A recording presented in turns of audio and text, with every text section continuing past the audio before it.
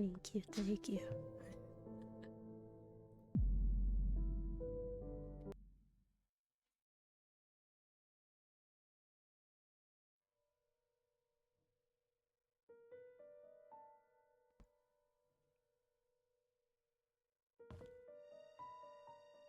Right, this is where we left this, and nothing happened. What am I supposed to do with this?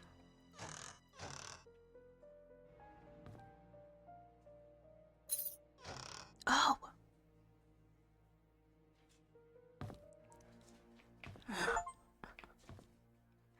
Nice.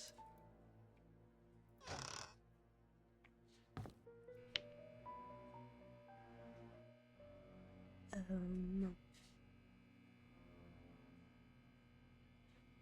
There's no shovel. Dude, you slept on this? Honestly, that's probably very comfortable.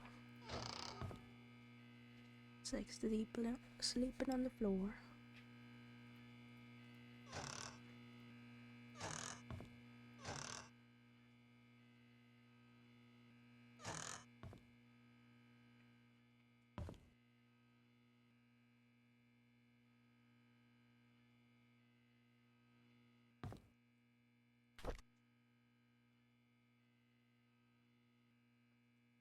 Is this a radio?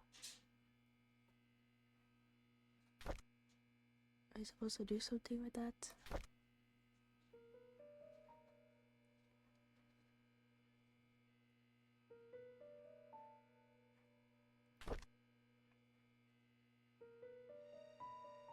Okay. What? Who killed my mother? Says Trisha. Can I take a picture of this? Yes.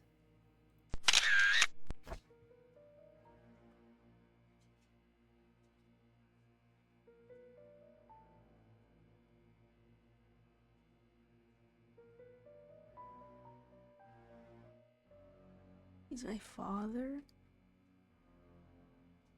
So he knew?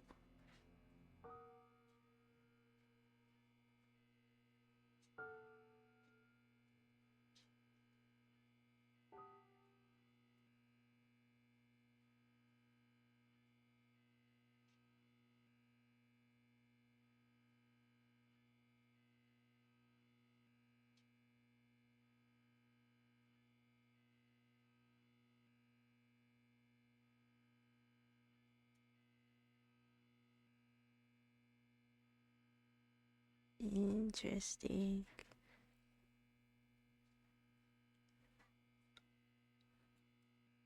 Oh. Yeah, that makes sense.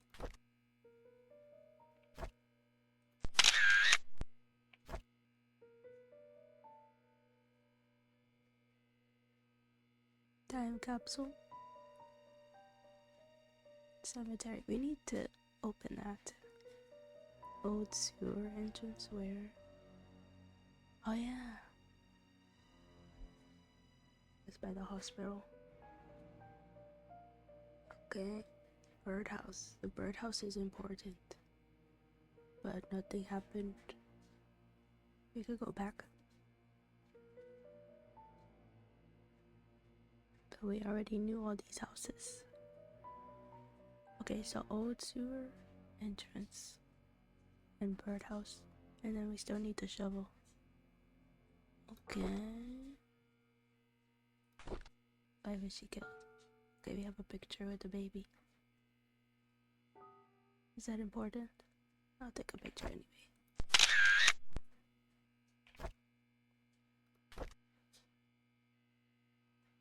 Okay. There's a key. Old gate key. What gate was closed?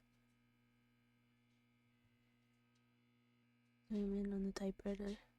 Okay.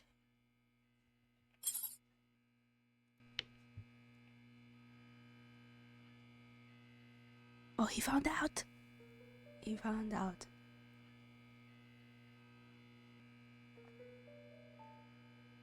Oh yeah, we could check there. I forgot about that. Understanding psychology. There's nothing in this book.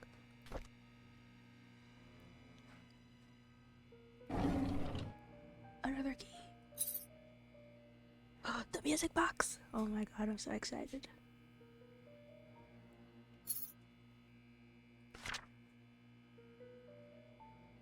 There's a pattern on the baby's blanket.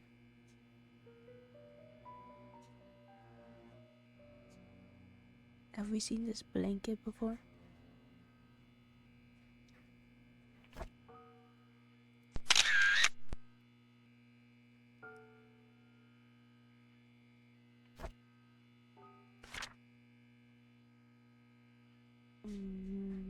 Set it for this.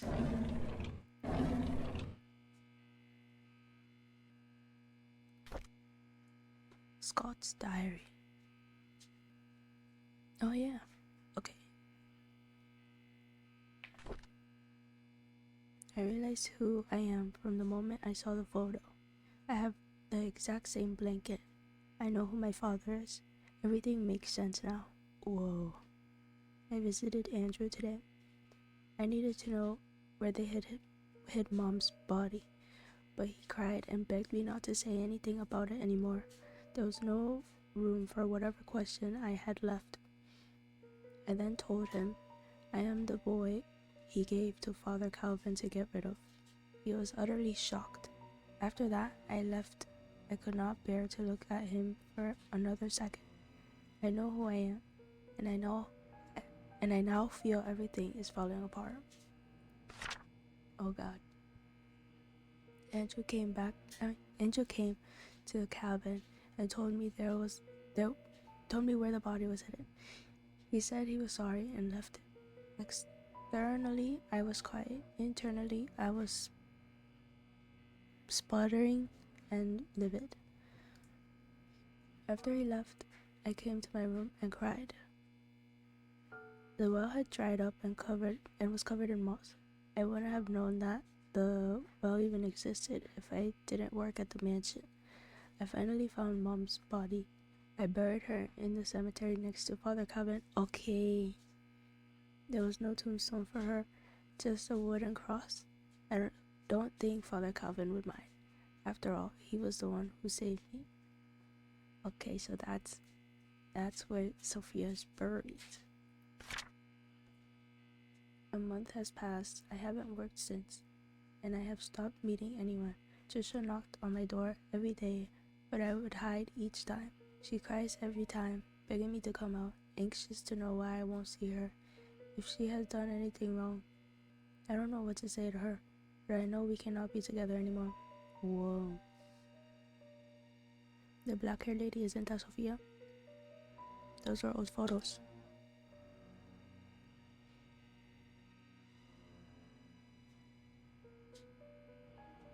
Father Matthew visited me today. He said that he hasn't seen me at church for a while, that no one has heard from me in weeks. When he asked how I was doing, I began to cry. The tears just flowed down my cheeks. I cried and I cried. I just couldn't stop them. I told him everything. I told him that I know that Charles is my father. I confessed that I now knew that Trisha was my half-sister. I said I didn't know what to do now. He listened and didn't speak.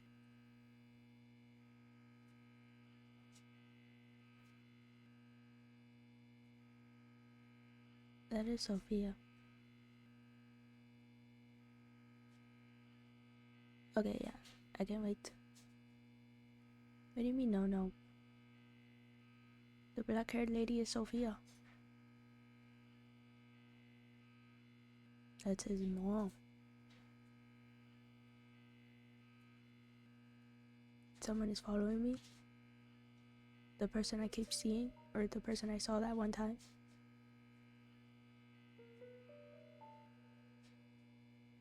That's what I don't know. Because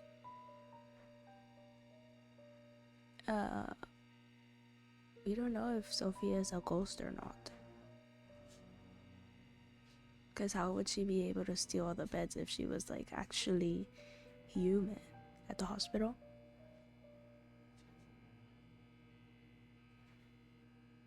You know what I mean? Like maybe we're seeing things now. Cause there's no way. Where would she hide all the hospital beds? And then have access to power in the hospital?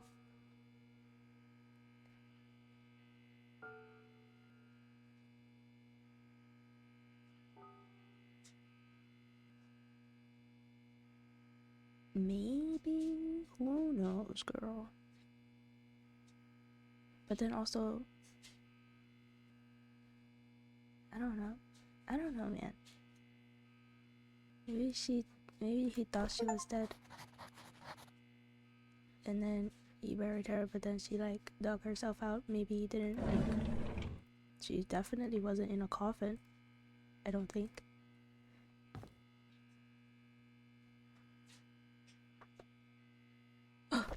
VHS. Can I play it? Is there nothing on it? Can I play it?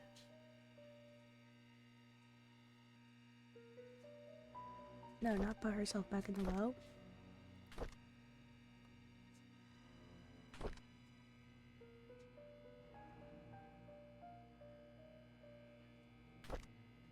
What am I supposed to do with this?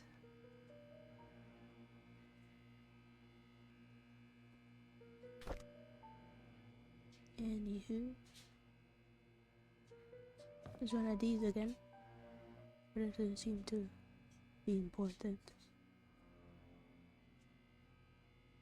I just want a shovel. That's all I want. Did I miss anything? Oh yes I did! Another key! A key to where, I wonder?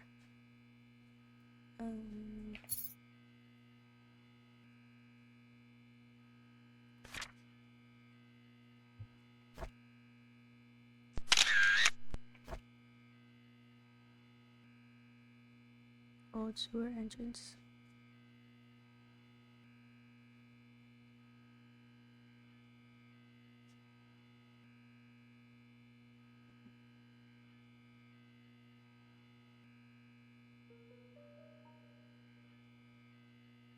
Why are these marked like that? I need a key to what these mean.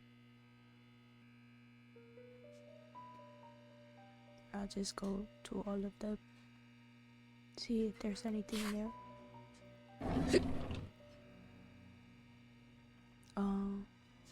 Open all the drawers again. There's only this. Nice. I can't open the last one because it's being blocked by this box.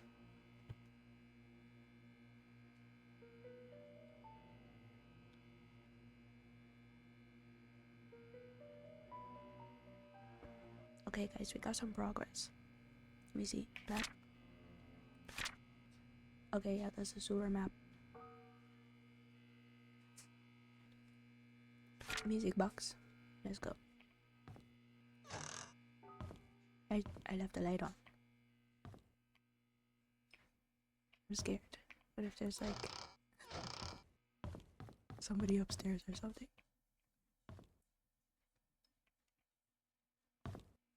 I don't see anything.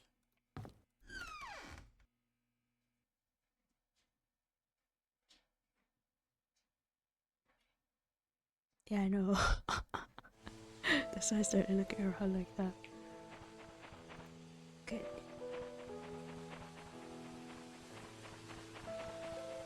Oh, what about the bird house? The bird feeder? There must be something.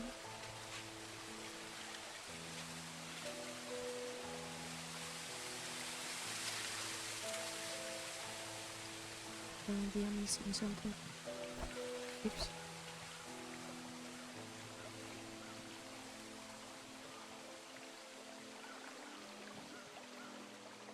I don't know. The box, maybe? Or a box.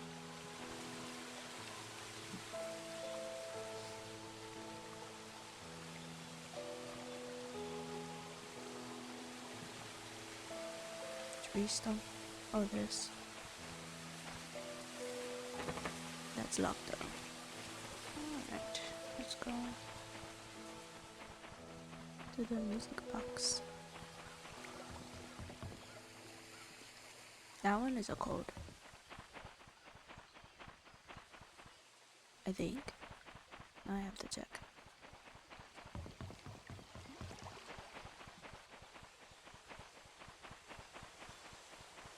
Pretty sure it's a code though. Yeah, it is a code.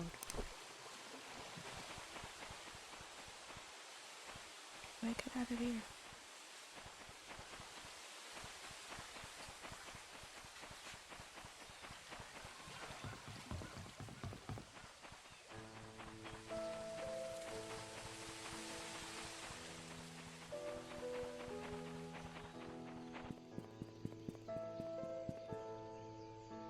Let's to the hospital.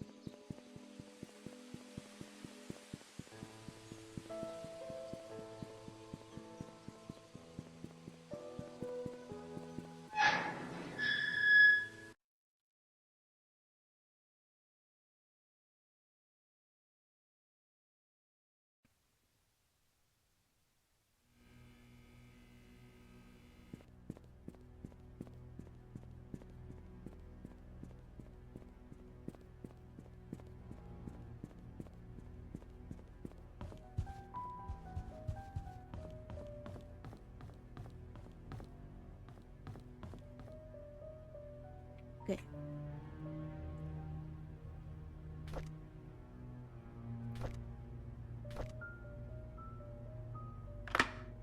Okay. Is that something? No. Okay, dear Trisha. As I've grown to learn about my birth parents, I feel as if a great veil has been lifted from my eyes. I now understand why Father Matthew was against us seeing each other. He was right. We shouldn't be together. Please believe me when I say I did not kill your mother. I've never lied to you, and I never will. I don't know who killed Vivian. Hopefully, the truth will come to light someday. There is so much that I want to tell you, but I cannot at this moment. I pray the day when I can express everything to you will come quickly. All I can say now is that I'm sorry for all the pain that I've caused you. Please forgive me. Sincerely, Scott. Is there anything else in here? Doesn't look like there's anything else in here. What's the point of that?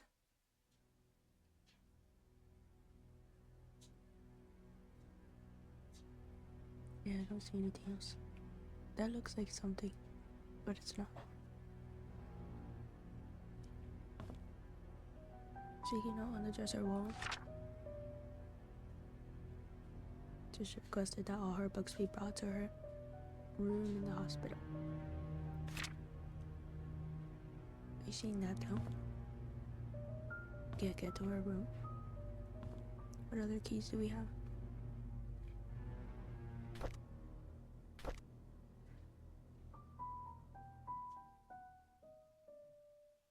Is there a key? Okay.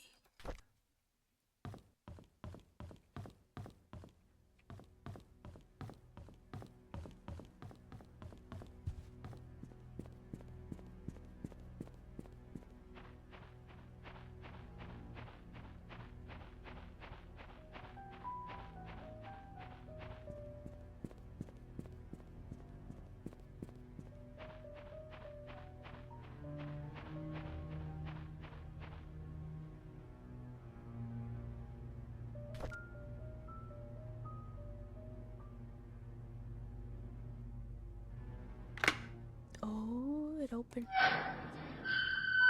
Hold on, let me take a spoon of my food.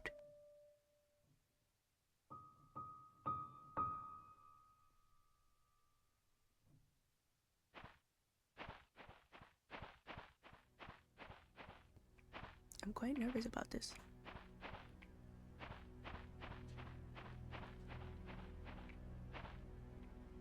Oh, there's no ASMR. It's soft food. It ain't crispy. What is this? Is this where the sewer is?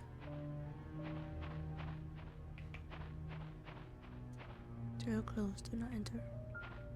Oh, that's open. Oh, use. Oh gosh, guys, we're going down. What is this? I have to go down. Oh, I hate that. I hate that a lot. There's nothing even down there. I feel like she's gonna close it. Oh, why is it getting louder? I'm scared. What is that?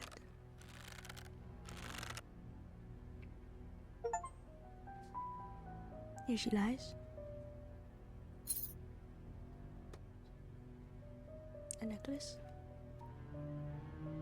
0526. What could that be for?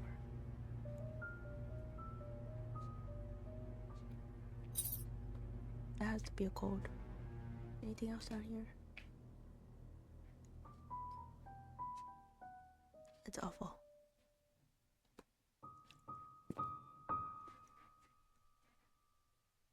We can try.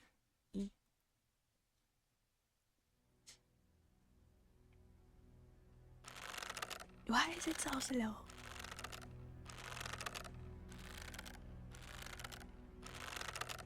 And I can't even look up. Oh, yes, I can.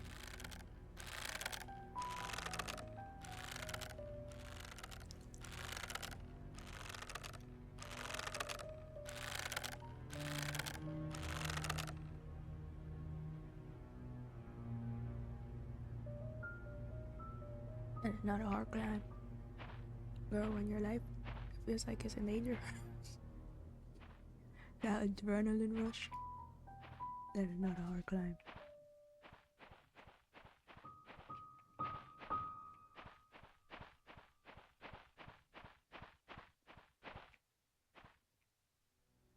Okay, so that was open.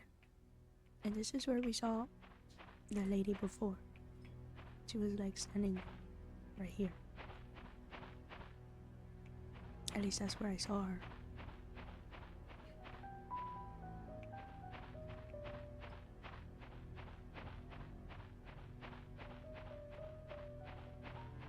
I think we're getting closer to the truth.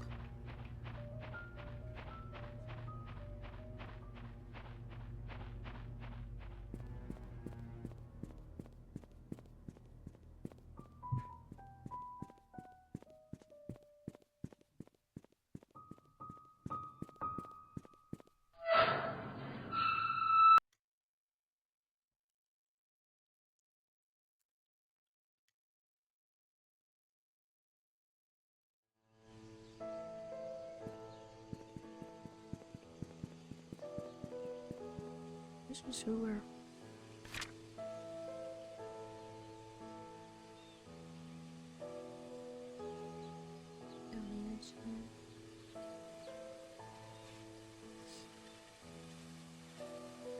Maple Drive.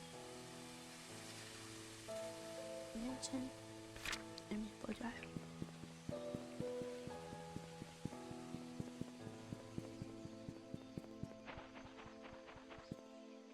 That's Silver Lake. Oh, Maple Drive. Okay. Should it be somewhere around here? Not it.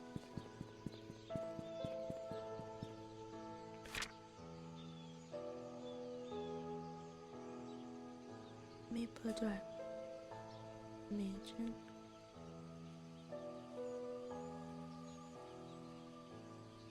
I don't know where I'm going. The farmer's market.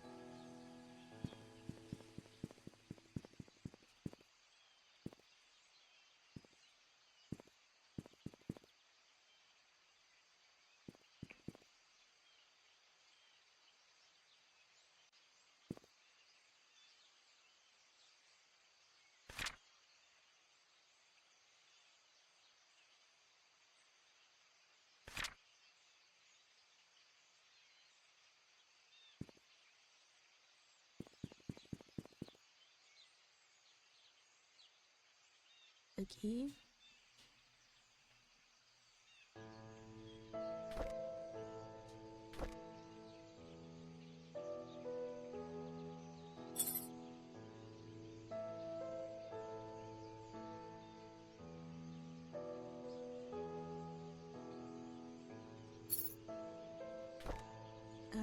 Was it around here? I remember doing that.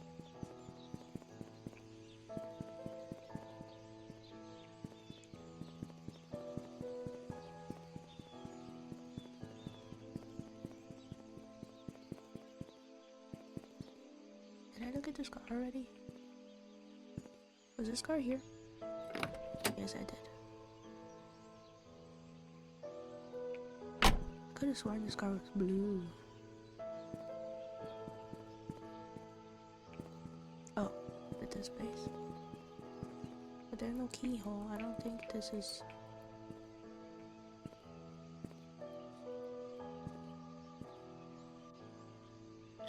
Unless there's another way.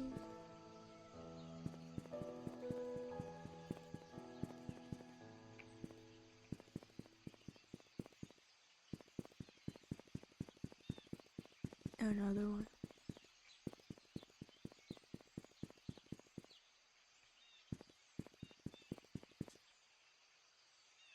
But that's the farmer's market.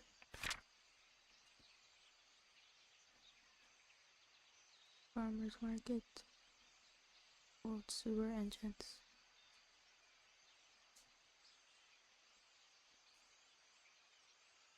We passed it.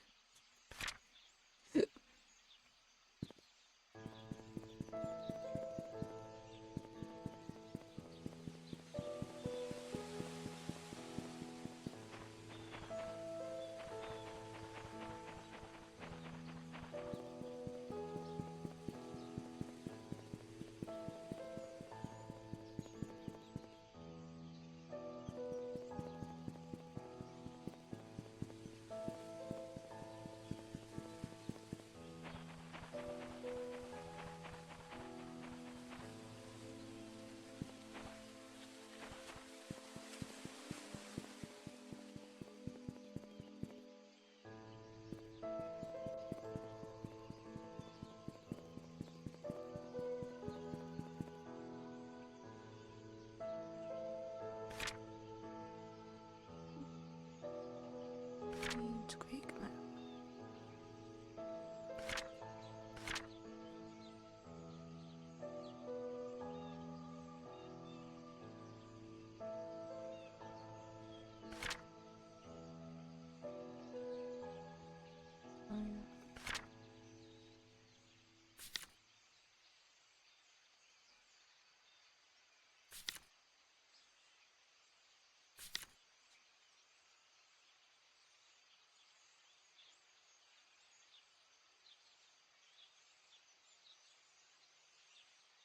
Black Pine Road. Okay. By the hospital.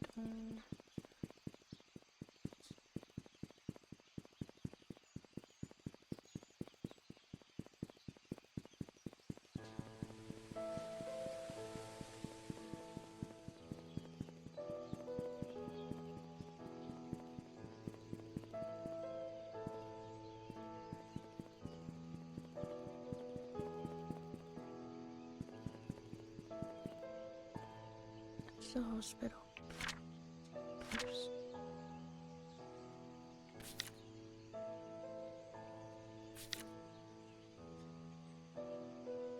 Hospital.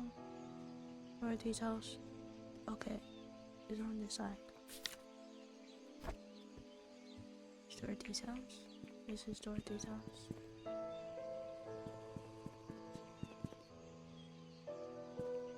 Did I read this?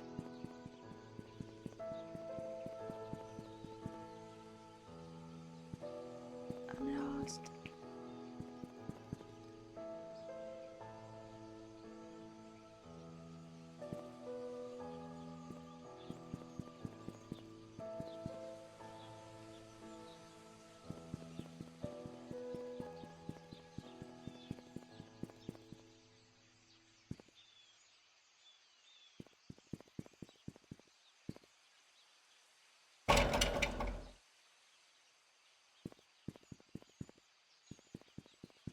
I'm lost.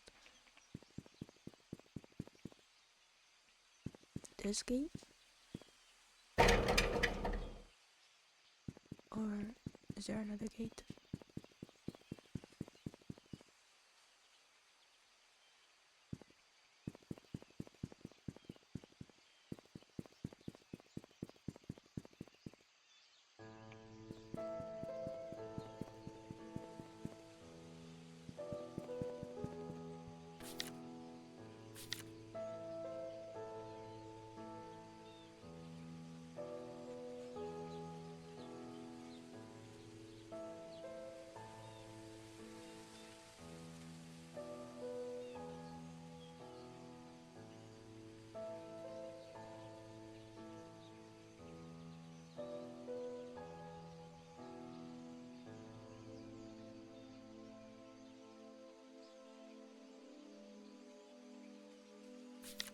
I wonder.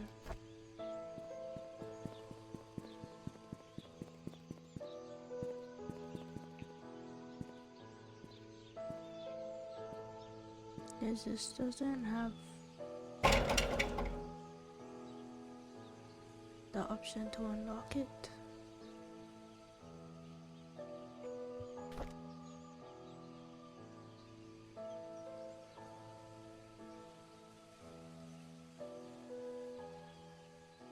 We do not.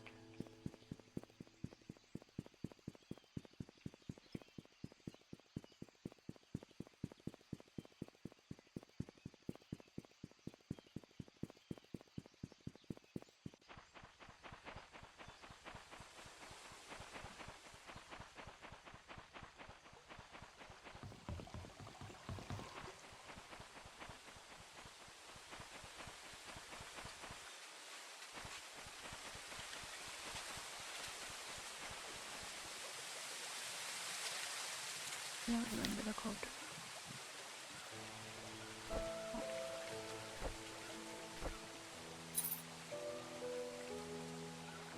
Oh, 5:26.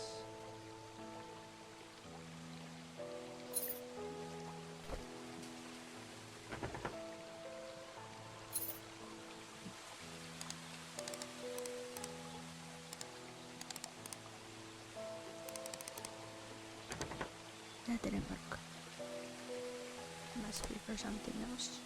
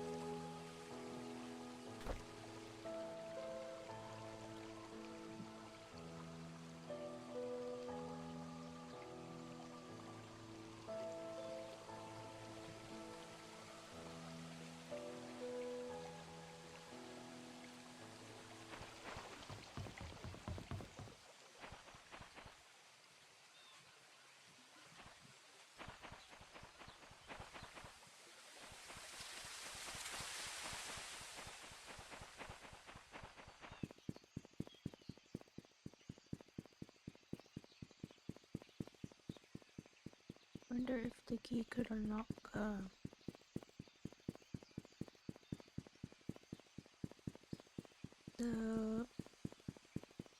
the place with the picture.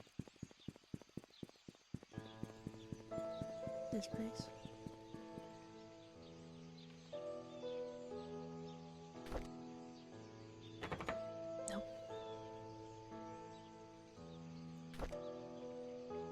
Wasn't Thingy supposed to have that key? What's her name? Trisha?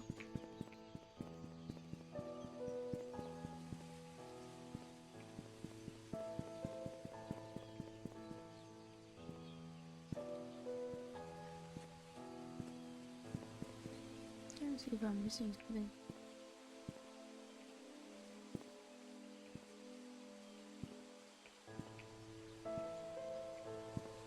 Oh, I did miss something. Okay, guys. Oh my god, it worked. Oh my god.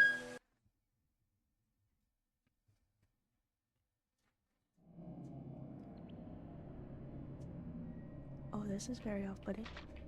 Oh, this is very off-putting. I'm gonna get lost in here.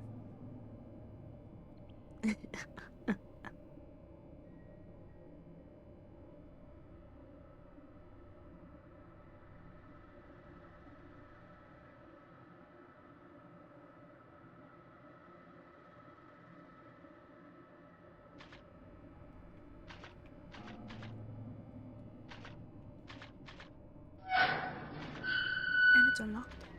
Oh, map. True. Which map? This map.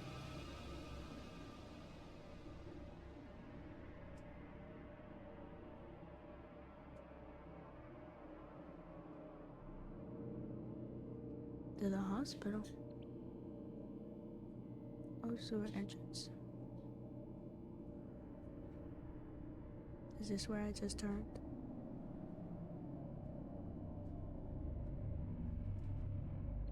I went this way, right? Oh, sewer entrance.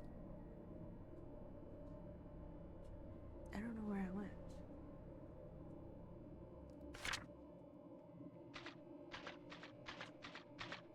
Maybe this way? That's locked though.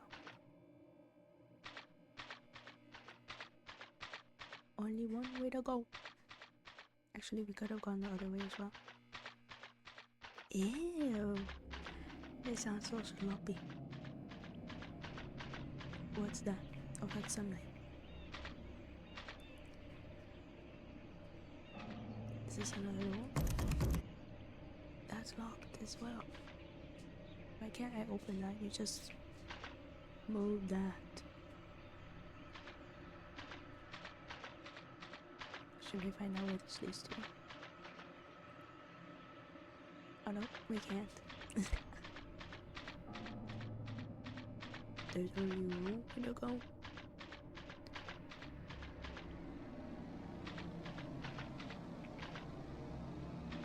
It must be so stinky in here. Ooh, that's so dark over there.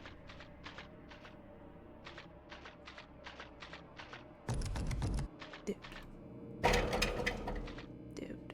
Why is everything locked?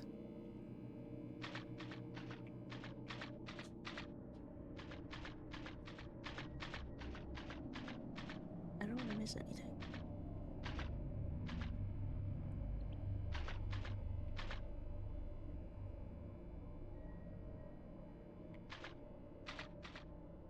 Oh god, I'm gonna get lost.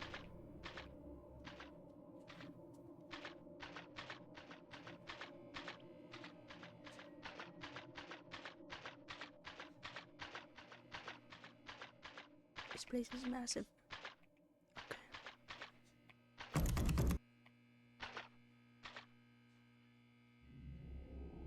Okay. Okay.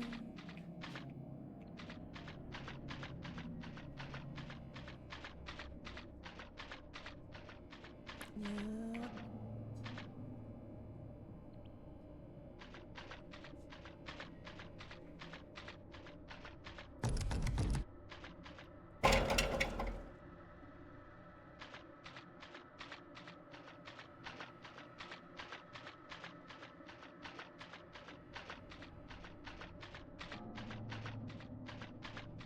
I hate that sound.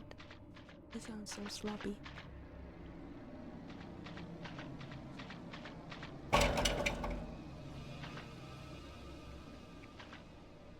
The music is off-putting.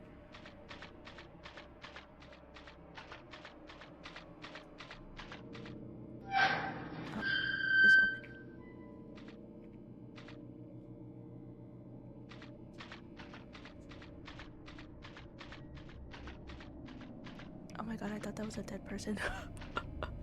It's just poop. Exit. Where's this taking me?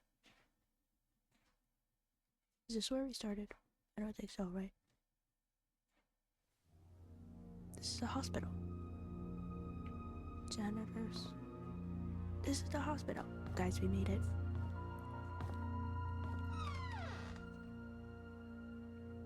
Excuse me? Yeah. Storage is open.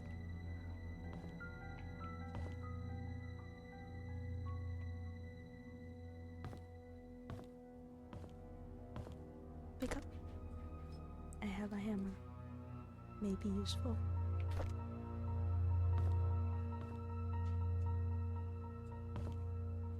Is it all on the hammer? That looks like rust.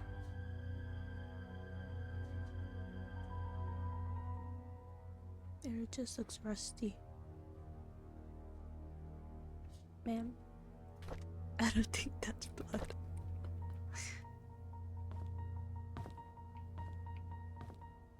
Wait, we have a map.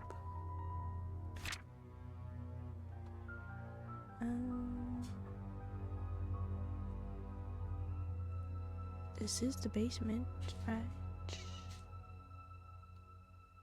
Storage. Stairs, elevator. 4. Where are we? Storage? Just around the corner.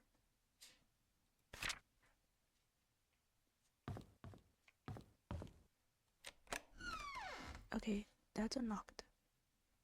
Go in the morgue. That's where it is? Oh, the electrical room. Girl.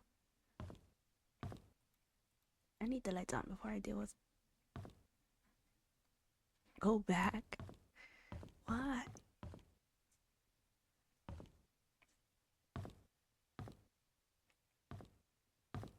It's literally so dark in here. No, thank you. The dead people are there. There's keys. Briefcase.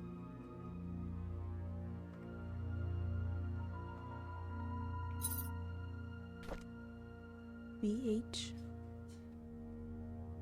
Is that for... What is that for? BH. Bernard. Okay. Bernard's house. The other room. To lock the room.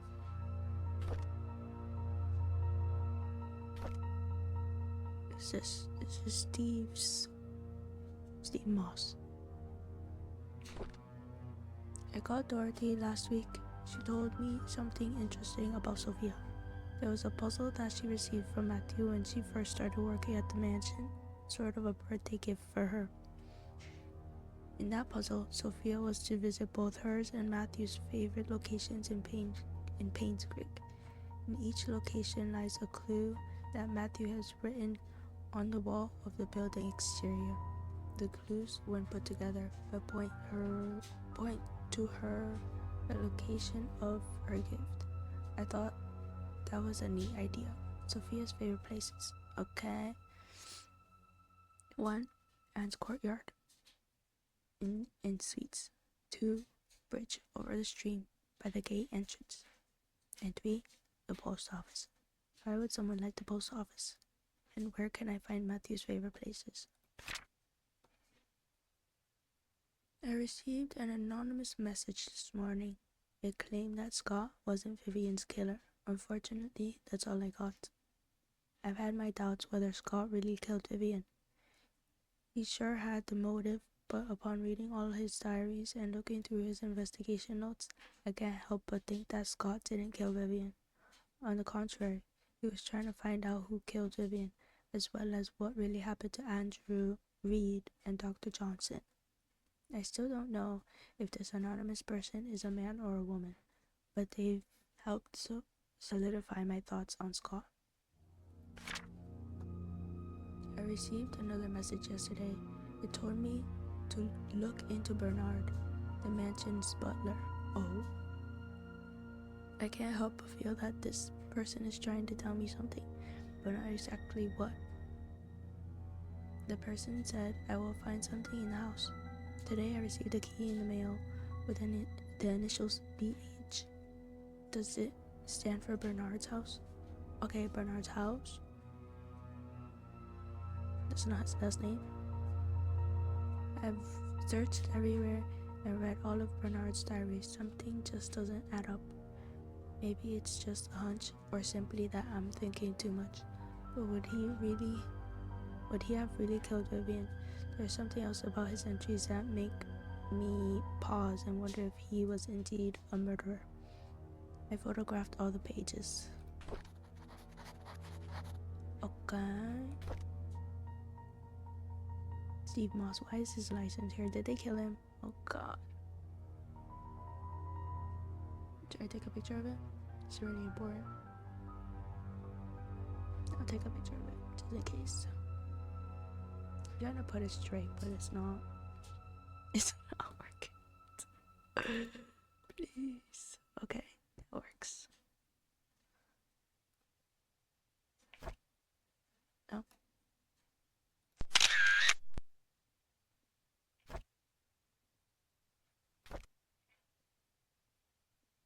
Okay. Bunch of x-rays. Bernard may have murdered Vivian, but why? Didn't he have a crush on her? Isn't that the one that was like, oh, I'm alone, yeah, but what kind of person would I even want to be with? And then he crossed out Vivian's name. Anything else I'm looking for in here? I'm scared to go near the dead bodies. I'm scared.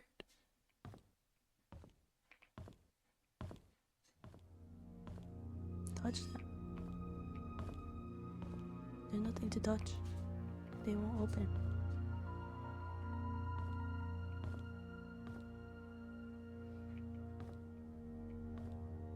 They won't open. Sorry to disappoint, guys. Now I'm turning this on so that I could open doors.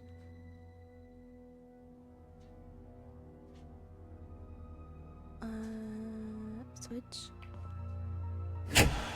God, that was loud. It worked out. Okay.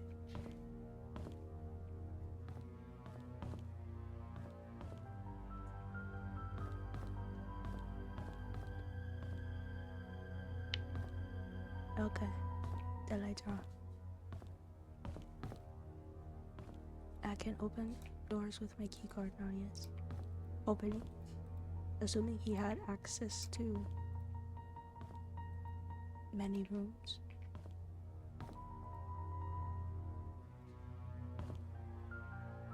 Maybe the beds are back in place. Okay, I'm gonna leave because I don't know if there's anything else here. Janitor's closet. My god, I got so scared. I was like, who turned that light off? It was me.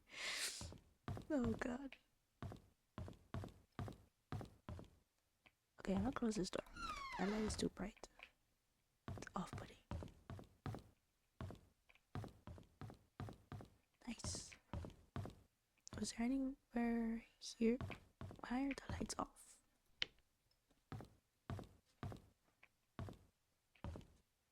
Okay, these are working.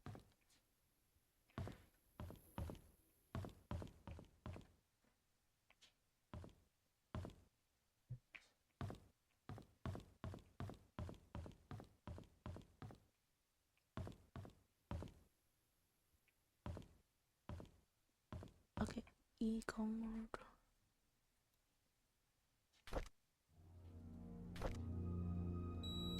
It's open. What room is this?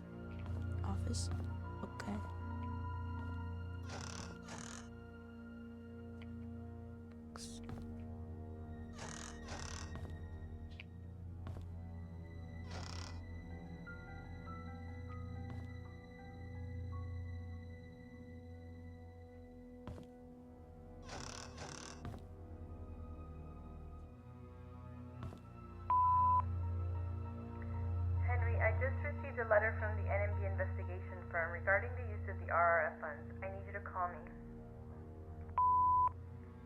Henry, we really need to talk. Please call back.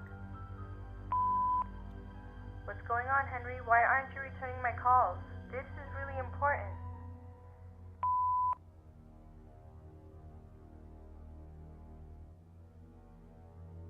Then I don't think that's Vivian. I think that's when you remember they said he wasn't responding to any calls or whatever.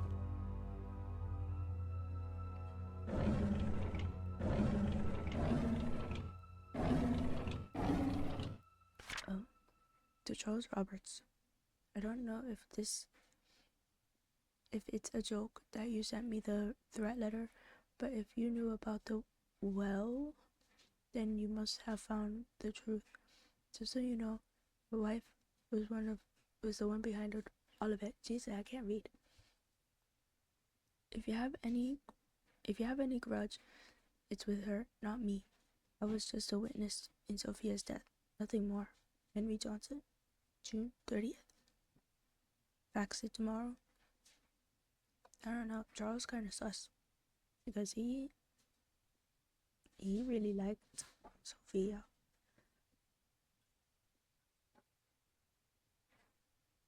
Yeah.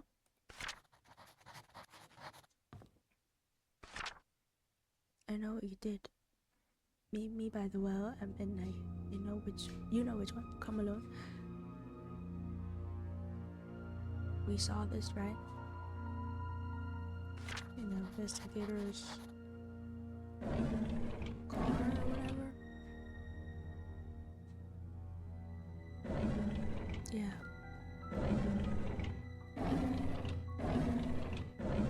Give me keys. Thank you. Asking you shall receive. 203. That's Sting's room. What's her name? That's the girl's room. Trisha. Okay. Vivian Roberts. Okay. This was Vivian's letter. Dear Dr. Henry Johnson, I would like to thank you for your contribution to the Painscreek Community Hospital and the people of Painscreek for the past 2 decades. However, there have been reports regarding the mishandling of funds designated for PCH, most of which came from the Roberts Relief Fund. This support was meant to help with the purchases of medical equipment and supplies. Since a sum of nearly $160,000 has been estimated missing, we have no other choice except to open an investigation until you are able to explain the discrepancies between your accounting and ours. Jesus, we have no choice but to suspend all funding for the hospital for the time being. I will be meeting you and your accountant to solve these issues so we may continue to support the hospital's needs. Sincerely, God. Vivian Roberts. Okay.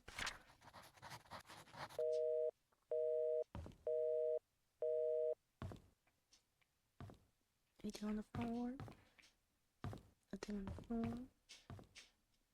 Alright, let's go to Trisha's room. Hopefully, I pray to God that the key to the photo place is up there because I need the shovel.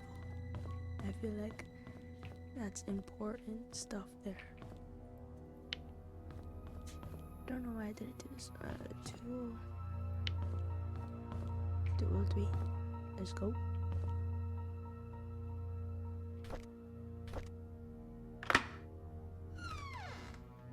We're in. Why is the bathroom locked? I'm kind of crazy person. What if I had to pee? Okay. Examine. Lots of storybooks. These are her books that she asked for.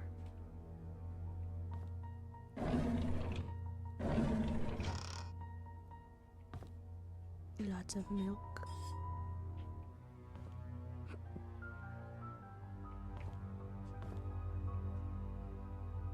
I can't look at any of the books.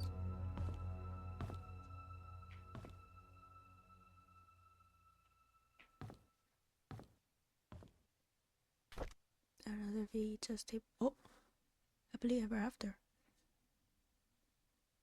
Can I watch it? What is this? 503? 503.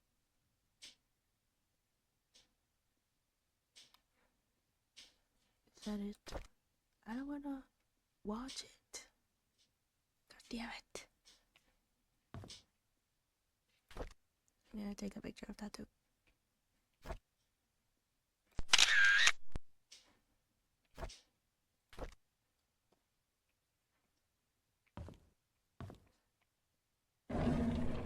Oh. Scott Brooks' body found by jogger with multiple stab wounds to the heart. Jesus. Police do not know if this is tied to the murder of Vivian Roberts. Scott Brooks, a star suspect in the Vivian Roberts case, was found dead yesterday. His body was found on the roadside along Maple Drive. At around 6:50 a.m., a jogger happened to find a body lying motionless behind a bush on the side of the road. He stopped to check if the person needed help, only to notice that the body was covered in blood. He immediately called 911. The police arrived shortly at around 7 a.m. and the victim was declared dead. The estimated time of death was predicted to have happened 4 to 6 hours prior, putting the incident to have occurred around 1 to 3 a.m. Questions have been raised in regards to the murder of Vivian Roberts, of which Scott Brooks was the key suspect of. He had been released from prison due to insufficient, and then it stops there. Scott's body was found behind a bush on Maple Drive. The police are currently investigating the case. Maybe there's something there. Found behind a bush on Maple Drive.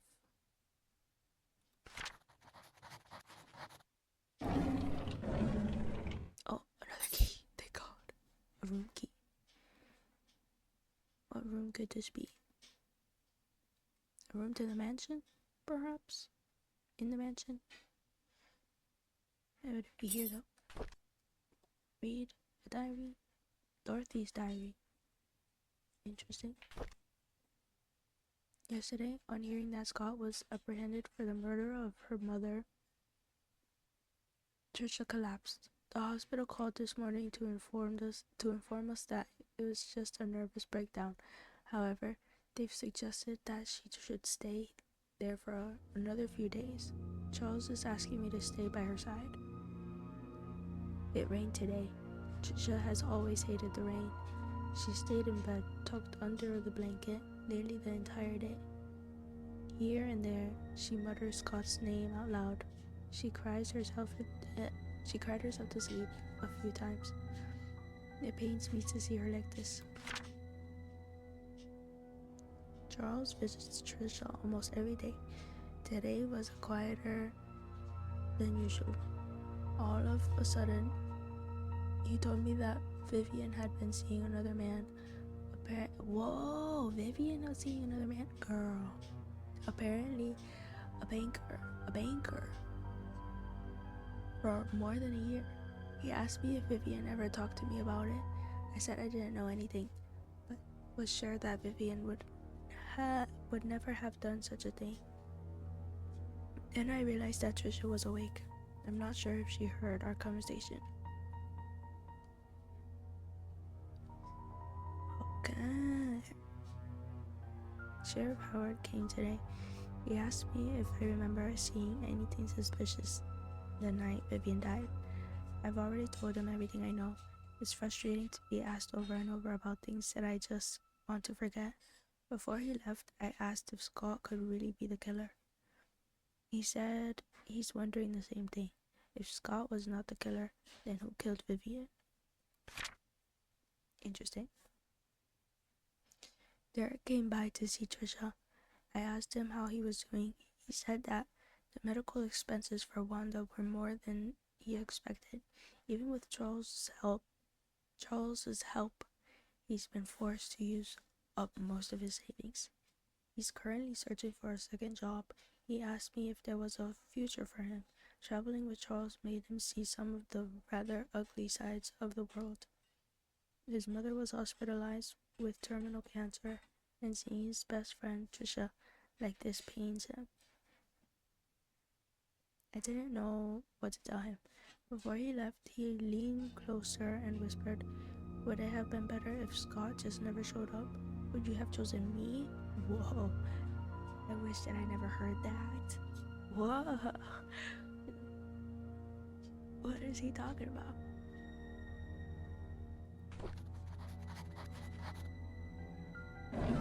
Juicy, juicy.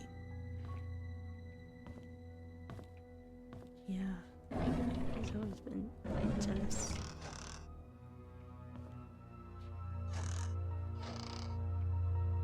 Nothing else here, nothing on the floor.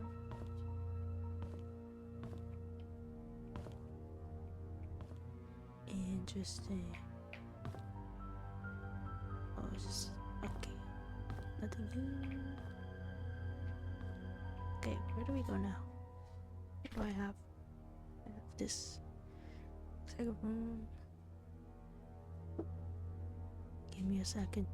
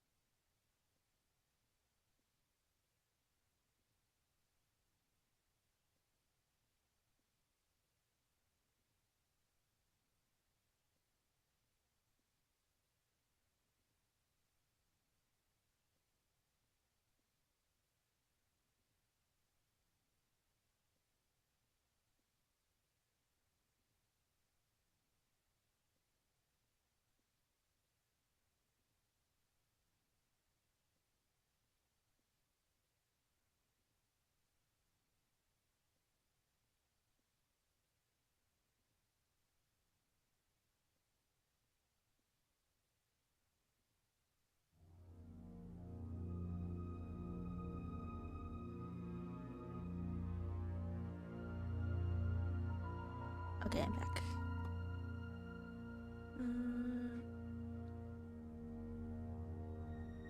Open briefcase. Briefcase in the mansion.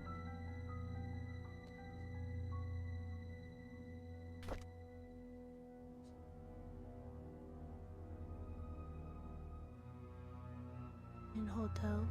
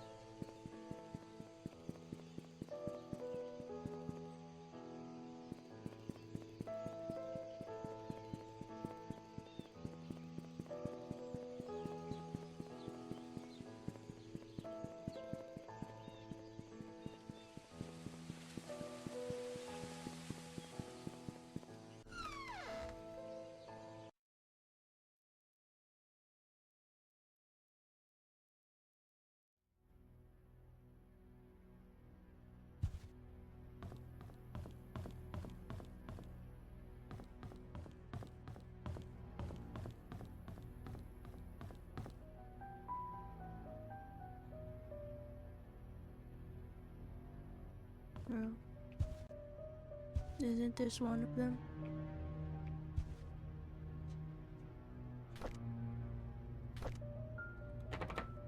Wait, what key was it? Oh, this one. Okay. Autopsy report. Andrew Reed. Third-degree burns.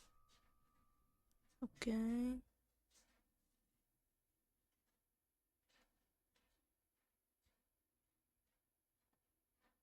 "44-year-old white male with burns found at home, pronounced dead at the scene. Third-degree burns found across body, completely charred over the head, face, neck, and hands. Completely charred across the front and back of the body, legs and feet. Closer inspection reveals punctured lungs with with an object similar to a switchblade or small knife. Pneumothorax is a possible cause of death, but body is too burnt to confirm. So he was stabbed. Henry Johnson, the doctor. What is that? Exsanguination? 61-year-old white male pulled out of a car submerged in lake. Victim's lungs do not contain water, which shows that he did not die by drowning. What is this?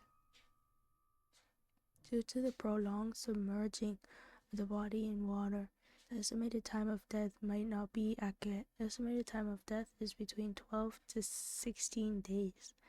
Top right side of the skull, leaning towards front and above the right eye, has a wide crack, usually caused by a sharp object and strong force.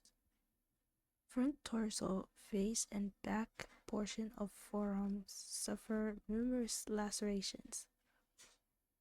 Victim most likely succumbed to blood loss before being placed in water. Sheesh. All these people getting murdered. They said a sharp object. No.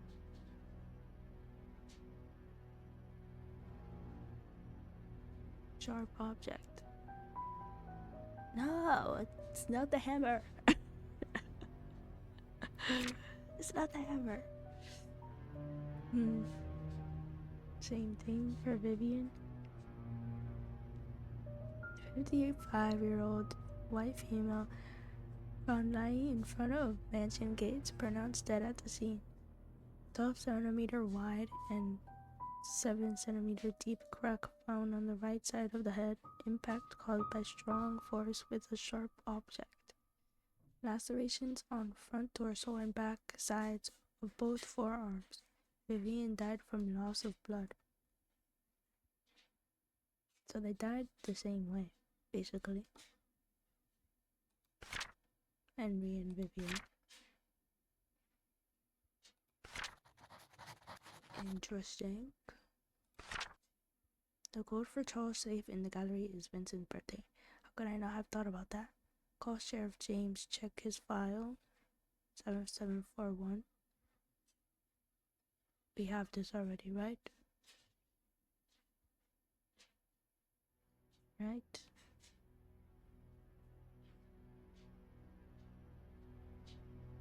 What do you mean?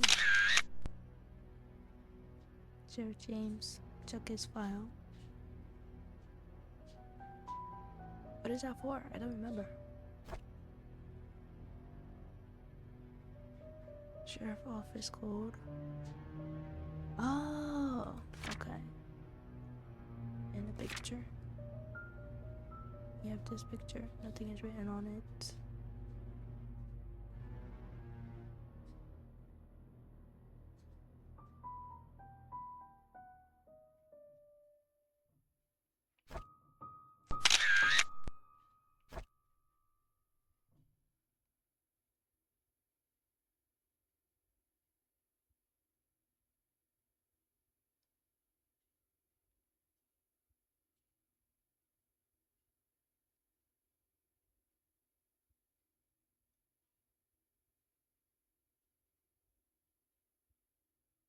go to the desk.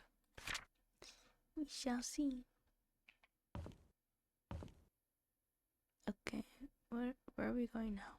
We're going outside, right? To see what's written on the sides of the building. This is one of the buildings, right? I think so.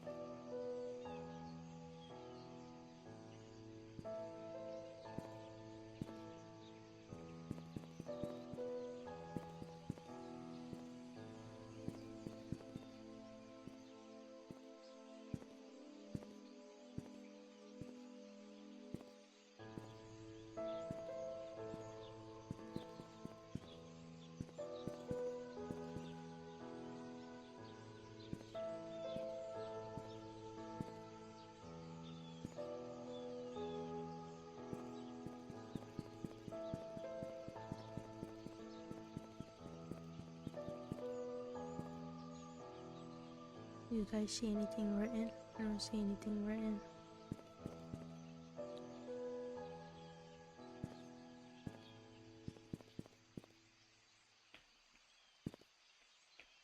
On this side?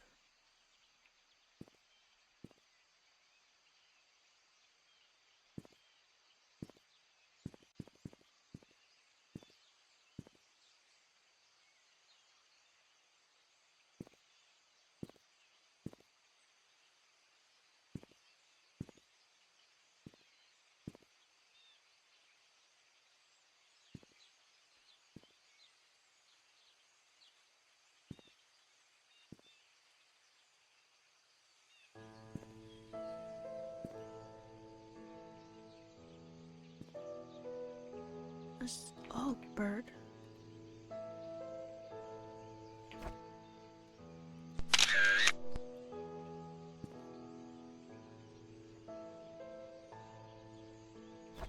Okay, we found one. Okay.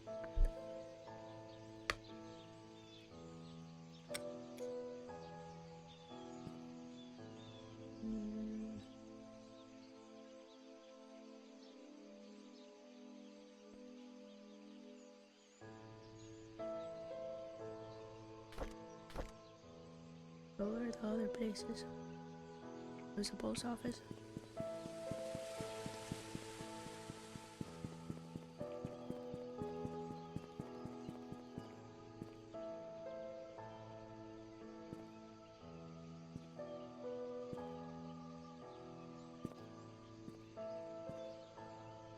Stream?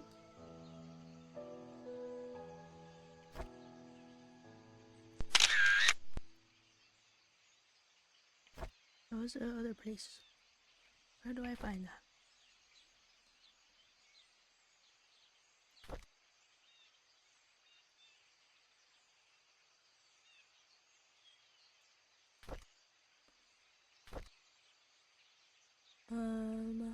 Courtyard, bridge, over the stream. The bridge over the stream.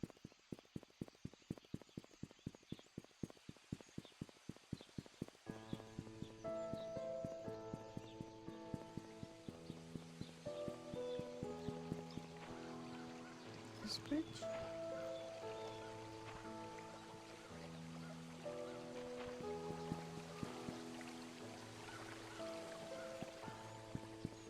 Wait, how did this happen?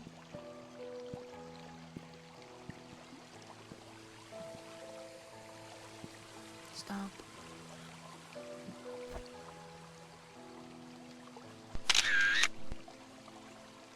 Bird, stream, stump.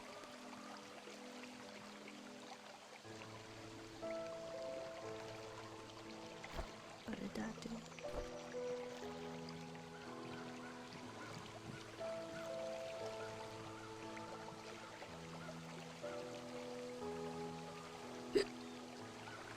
Alright. What is that supposed to mean? You don't have the code for that, right?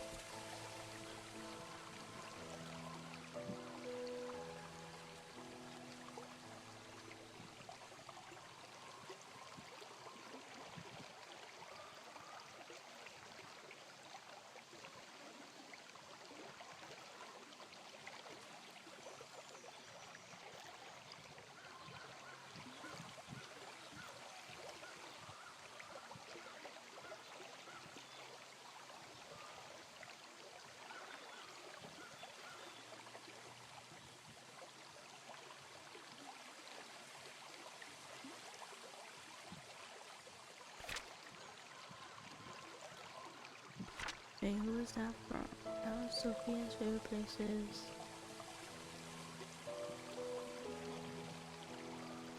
Sophia and Matthew. Okay, so the priest and Sophia. Oh no.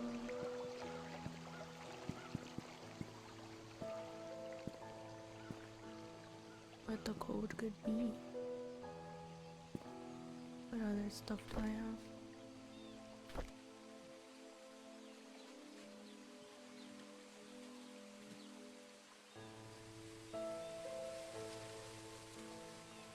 Or his places?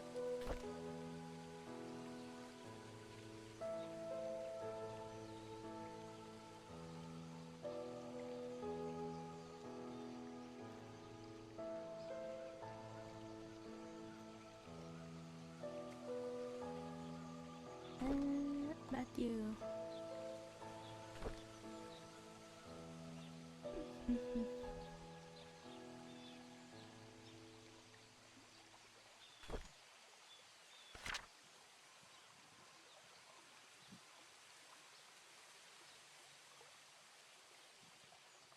Moon Cafe.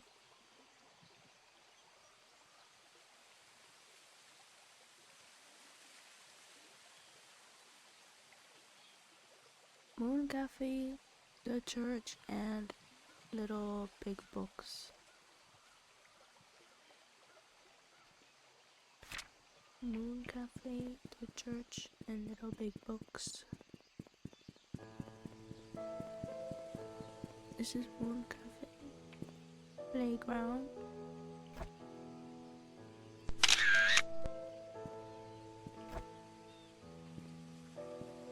The church.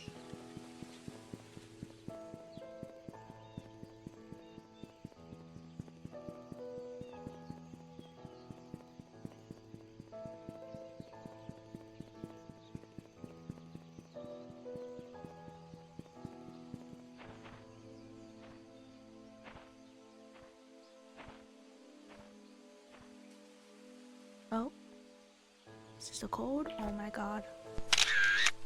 I hope that's the code.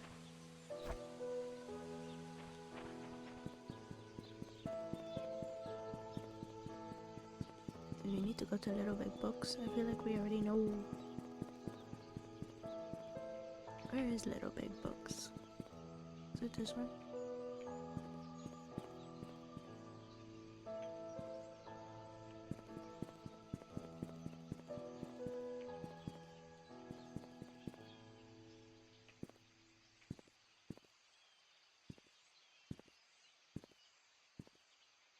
Don't know. So we could try the code. I think it's just gonna try to lead us there.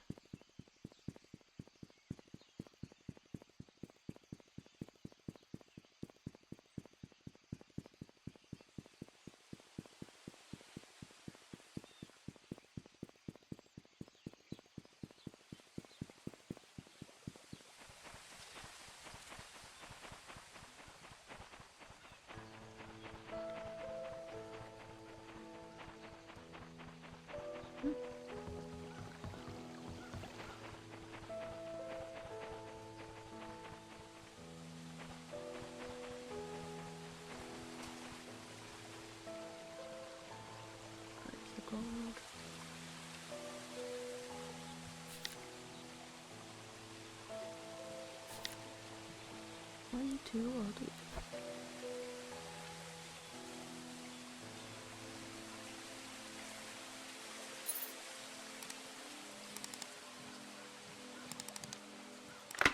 Ooh, it worked. Okay. The branches. Okay. Dear Sophia, it's been quite a while since I last wrote to you. I've been busy. I hope you're doing well. Father Calvin has been guiding me how to be a man of God. That confused me. To grow my faith in the Lord and my compassion for people. When I see those who have no beds to sleep upon and no food to eat, my heart goes out to them. I wish I could do more. Father Calvin has been handing me more and more responsibilities. It seems like he might be retiring soon. He even gave me his favorite desk in the study room. I've changed its code. Okay. Study room. 03 and 8. The day you first came to the orphanage, Painscreek. Oh, orphanage. Painscreek has been very quiet recently. Nothing much goes on in this small town. Oliver is still in Painscreek. Still Painscreek, the event for Oliver. Charles and Vivian's are, oh god, I can't read. Charles and Vivian are running their business as usual. Trish is 7 now. She's really smart and loves to hang out with her dad. Dorothy's the same old Dorothy that we all love. Bernard's still the reliable butler. I don't think he'll ever be replaced. As for me, I'm still here waiting for your return. Do you remember the church attic? Well, I spend most of my free time there now, doing wood carving. It helps me relax. Hey, I even got pretty good at it. Sometimes I think of you, and how we spent our time together. I'm not sure if you ever realized how I felt towards you since you left. I kept writing those letters, but I never mailed them. And to be honest, it's because I don't have a clue where you may be staying right now. At the same time, writing to you has made me feel that we are still close to one another. Today marks the 6th year that you left Painscreek. I still don't know why you left. All I want to say is take care. This will be my last letter. One day I hope to see you again. Love always, Matthew. On Valentine's Day. Yes. Open. Open. Oh, is that a wedding ring? Is that a wedding ring? Was he gonna propose?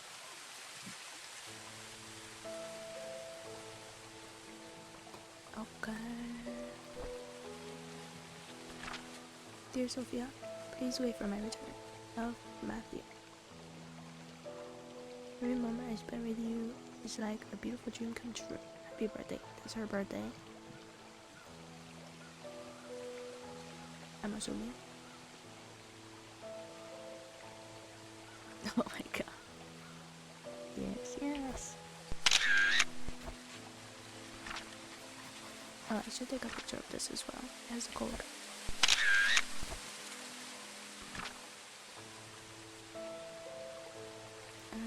Anything else in here? Don't think so. Okay, what was that code for? I forgot. Study room desk.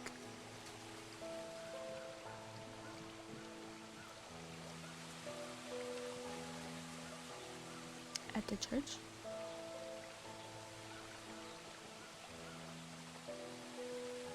What's the sheriff's office?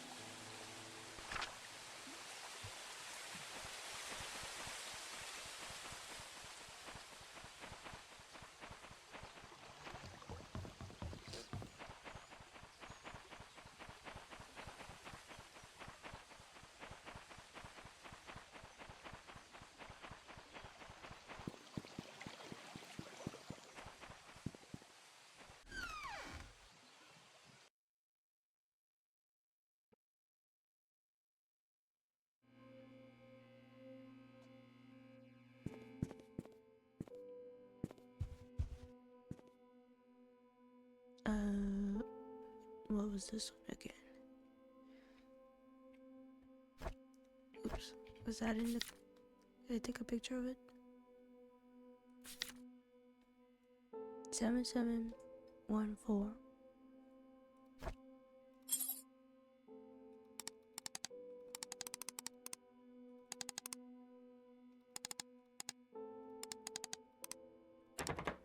That didn't work.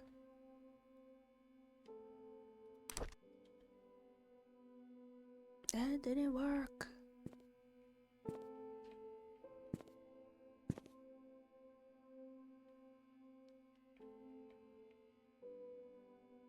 Did I put it in wrong? Oh, 4-1. Oops. That worked. Okay, to Sheriff Howard. The crack in Vivian Roberts' skull shows that the weapon used is an object with a heavy and sharp end. Something like an axe would fit the description. To cause a crack that big, the attacker must be rather strong.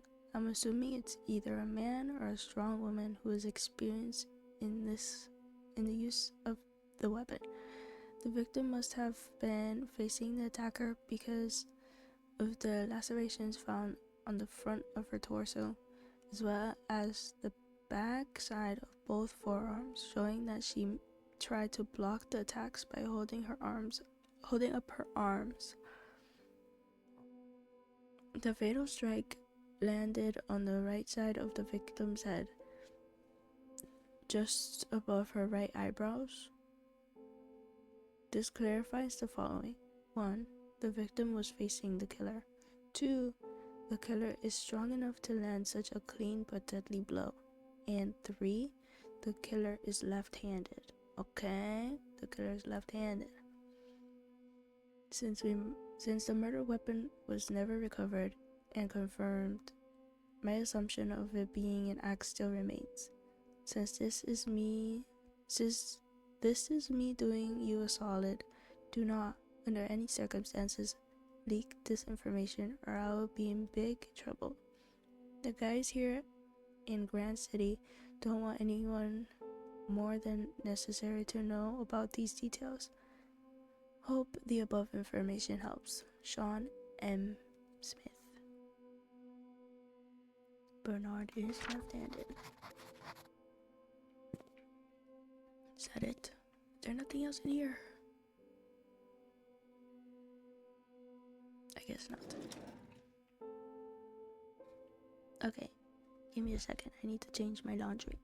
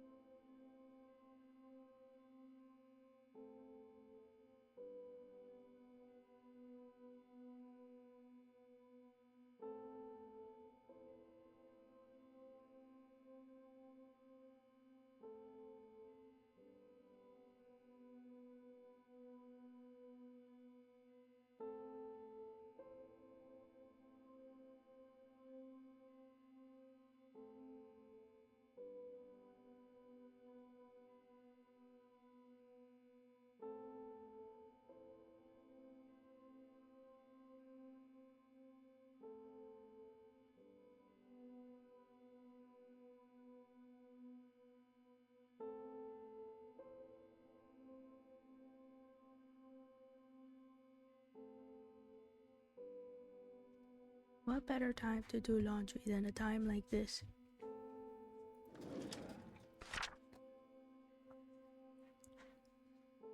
Record of alibi. Interview record. Recorded July 25th, 1995.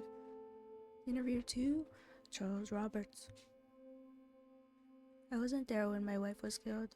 I left for New York on July 18th to attend a conference meeting that was supposed to last for 3 days. I was supposed to be back on the weekend.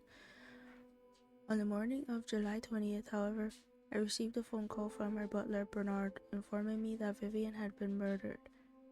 I could not believe what I heard. I cut short my trip and immediately came back to Painscreek. Same day with Matthew Brooks. There's an annual religious gathering event in Hartford where pastors from different churches in our state's vicinity meet and discuss what we can do to help our society. The event started on July 18th and ran for 5 days, so it ended on July 23rd. I represent Painscreek Trinity's Church at the event. Our church can confirm this because we had to cancel our Sunday service that week.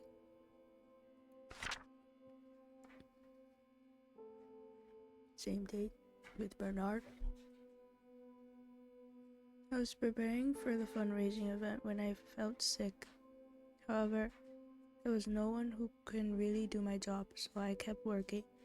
At about 9 in the evening, I was too sick to continue, so I bid Vivian goodnight and headed back home. Dorothy Patterson saw me leave. No, there's no one else that lives there. I live alone.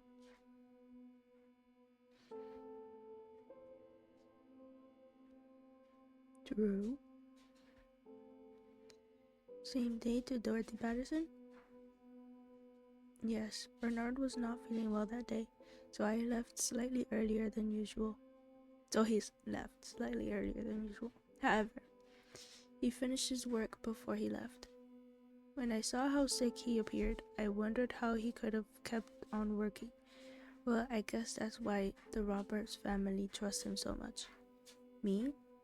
I was around the mansion most of the time, either preparing the food or making sure the other maids were doing their jobs. The fundraising event, which was to be held the following day, was important to Vivian, so we were all making sure that evening would be perfect. By the time Mary left, it was already past midnight. I locked the doors and then went home myself. No, I live alone. Whoa. Same day to Mary Martinez. My name is Mary Martinez. I had been working in the kitchen for the past few days for the upcoming fundraising event. Jimmy's Bakery was supposed to deliver the cakes, but a few days before the event, they called to inform us that they can't make it. Suddenly, I was in charge of the cakes. I was so mad because I didn't have much time, and this event was supposed to be extremely crucial for Vivian's business. But after hearing that Vivian was murdered, all my anger and work just sort of became irrelevant. The same day, Derek Tyler. I remember dropping Mr. Roberts off at the airport on July 18th at around 2 p.m. I was supposed to come back after that to drive around for Vivian, but she told me to take a break since I hadn't had a day off for quite some time. I decided to visit a friend of mine who was moving upstate to West Dakota. What sort of friend? An elementary school buddy that used to live here, but moved when he received a scholarship. I stayed at his place for a few days before coming back to Painscreek. Yes, he can vouch for me. I have his number at home. I can give it to you later. Okay. Is it important? Take a picture of it. Derek.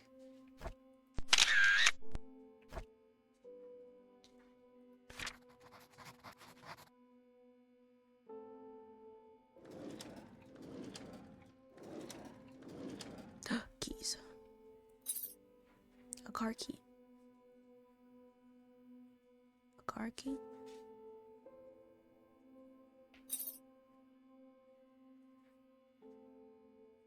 Anything else? What is this? I guess it's not important.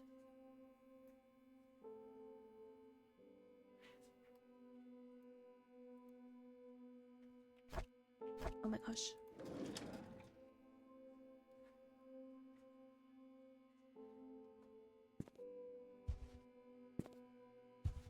So, car keys. To whose car? Should I try? I could try all of them. The green car?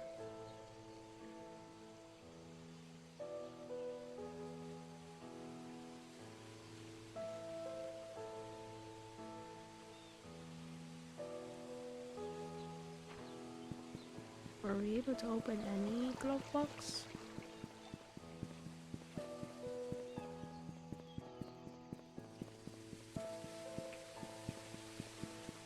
I can try all of them.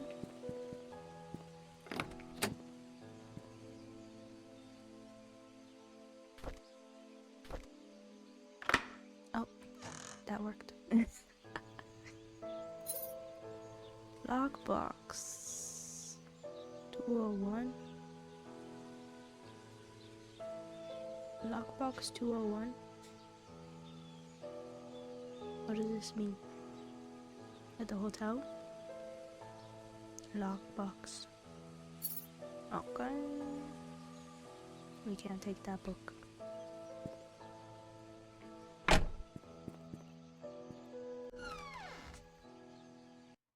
Oh yeah, true. 201.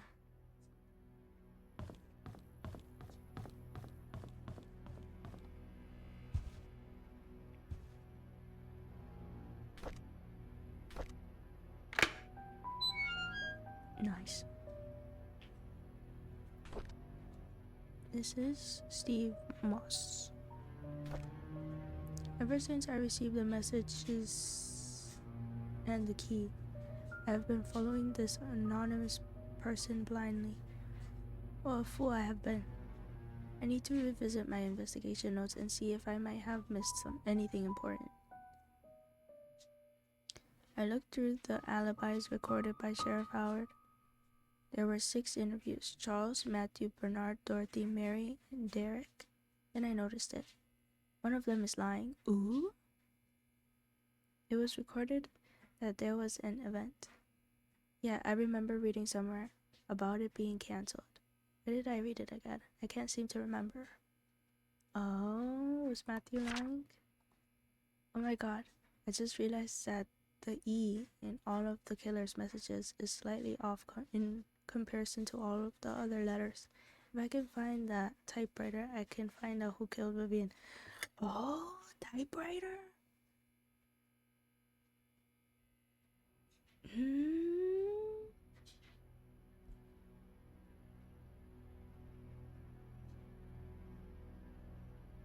Huh? The E in all of the killer's messages is slightly off in comparison to all the other letters. Oh god. What does this mean? What's the button for? What? Oh. I don't know where that is. It looks like it has books. There's books.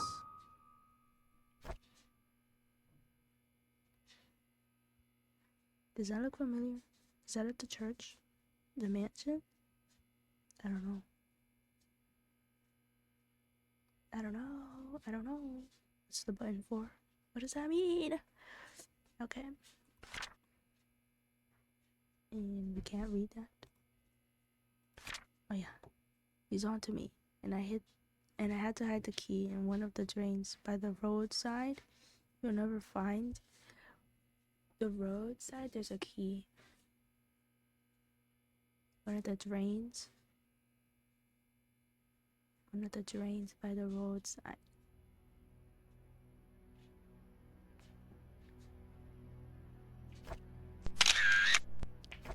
I don't know what they're talking about. Hotel or study? Church? Has to be. He's got all the weird bidding holes. Should we go to the church?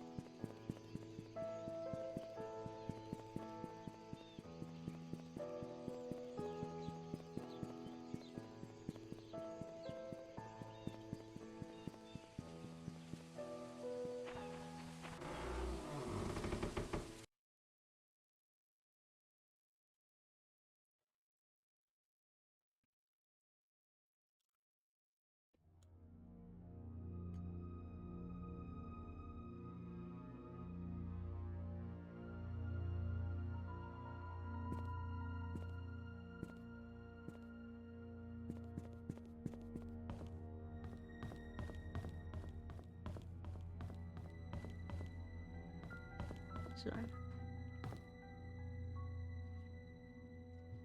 What was her birthday?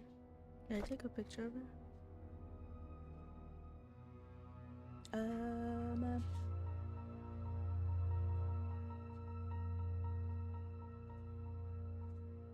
318.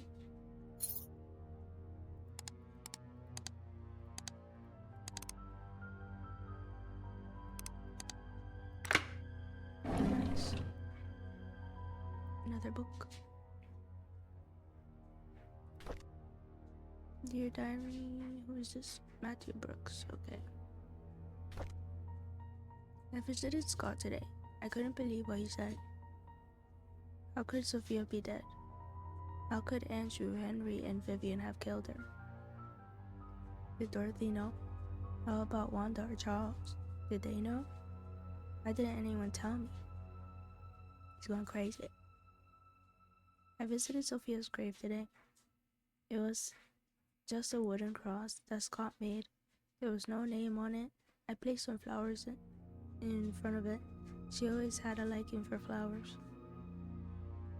What if it's not even Vivian, or not Vivian? What if it's not even Sophia's spirit that we're seeing? We're just seeing Matthew. And Matthew is like doing all this crazy stuff because he wants vengeance or whatever. We had a mass today.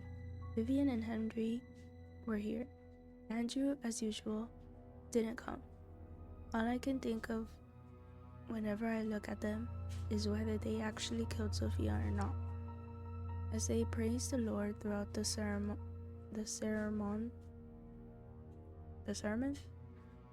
I felt sick to the stomach. I couldn't bear to see their faces. What should I do now? I know I should forgive them, but it's so difficult. I'm dying inside. I wish I never visited Scott. I wish I never heard what he said. I wish I could just forget everything. I need to talk to Andrew. I need him to confess. It's on June 6th.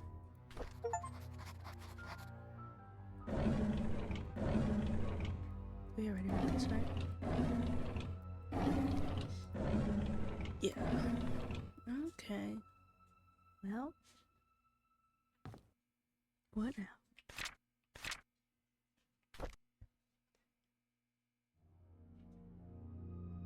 Dorothy's house? Button.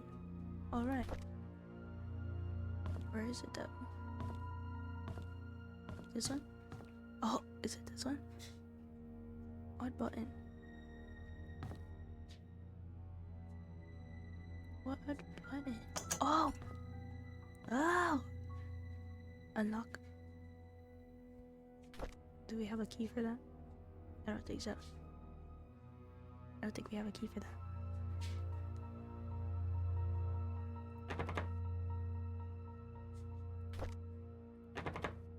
We don't have a key for that. Those are all the keys we have. Okay, but at least we know we need hammer as the key. I don't think so. Let's go to Dorothy's house since we have a key for her house. Wait.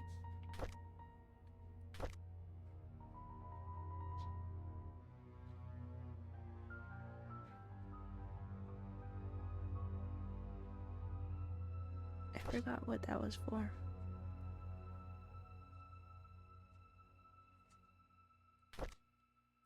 Let's go to Dorothy's house. Which one is Dorothy's house again? Is it the one with the green door?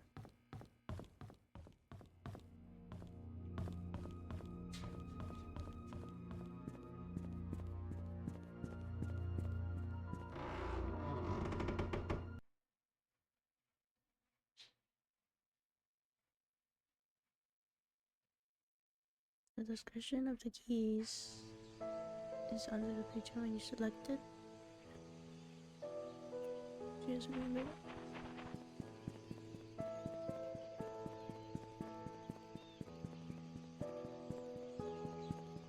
Look, he only tells me where I found it.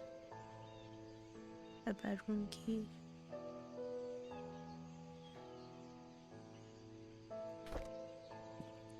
But I'm assuming it's at Dorothy's house.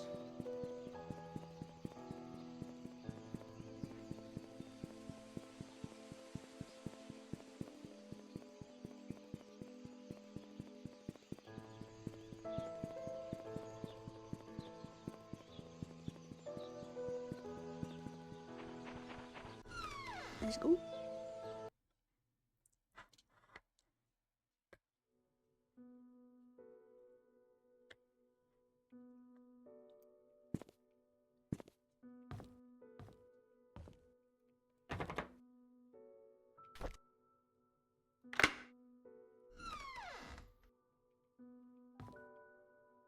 Oh my god.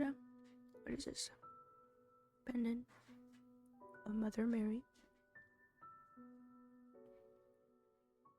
Does it have anything on it?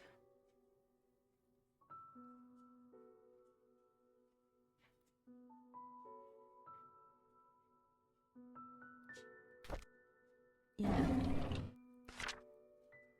Daughter of ex-mayor found dead at Painscreek Community Hospital. Oh, she died at the hospital. Oh my god, she jumped.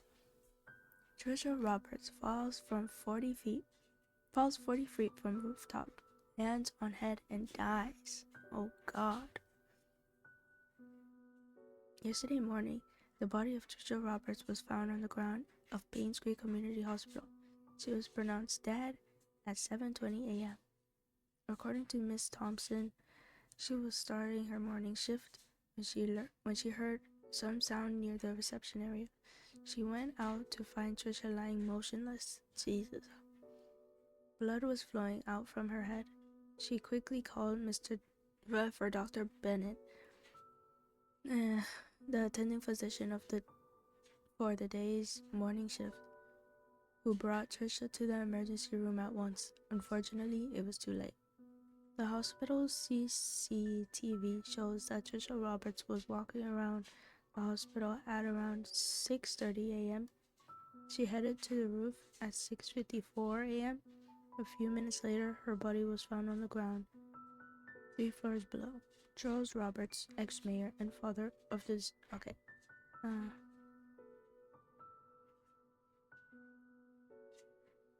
The hospital is now checking to see why the roof door was not locked. Investigation is still pending regarding Miss Trisha's death. That's crazy.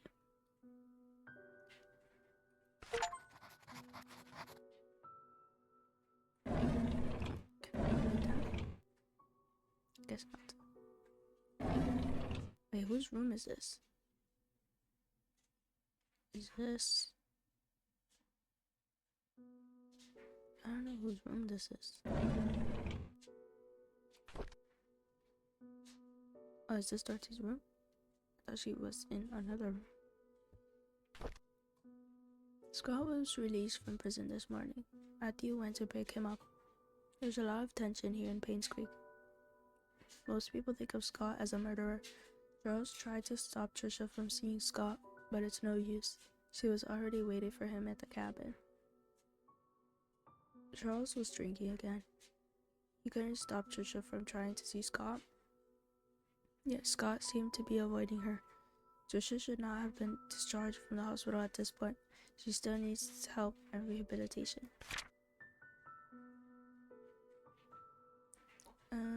Derek and Scott fought at the market today. Derek asked Scott why he's avoiding Trisha. Scott didn't say anything. He just walked away. Derek told him not to come back anymore. It's sad to see what's happening to them now.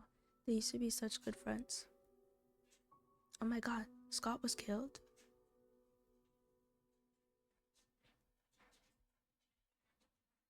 That was 2 days after. They had a serious fight. Trisha's been going crazy ever since Scott died. She sometimes screams in the middle of the night. Here and there, she'll ask why Scott hasn't visited her for a while. No one seems to know how to answer without agitating her condition. Trisha is finally being admitted to the hospital for another mental breakdown.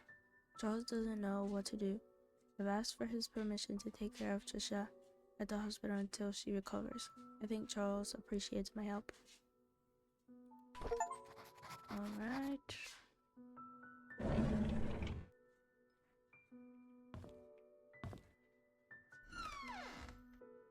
Nothing here.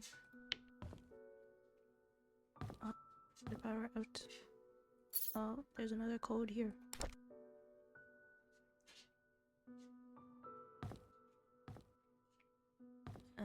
Holy Bible. What is this? Charles lost his whole family because he couldn't keep his stick in check. Oh, yeah. Oh, there's a key. Looks like a house key. Whose house? Okay. Dear Dorothy, I want to express my heartfelt gratitude for all you've done for me. You've taken care of my store on so many occasions. You've helped maintain it. You helped maintain its bright spirit. I would be lying if I said that I'm not saddened by your departure. I will greatly miss you. I wish you all the best in your new place. Do invite me there once you've settled in. May God be with you. Best regards, Oliver Gibson.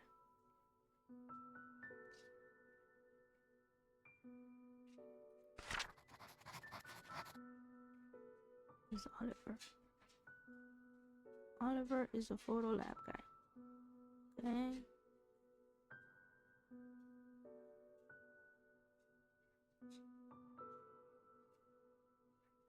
Oliver's key. You think that'll open up? I pray to God that opens. Oh my God, if that opens that place, I will cry. I will cry. I will. Whose birthday? Trisha's birthday. When was Trisha born? Is it on her tomb? Stone.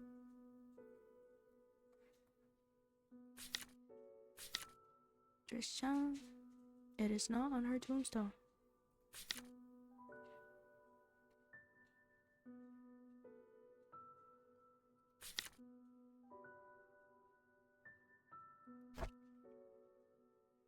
It says Sophia on it. It says Sophia on it.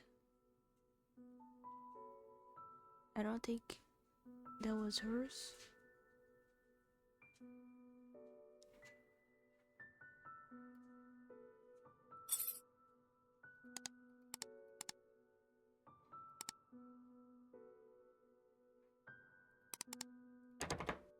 It's not it. 6. And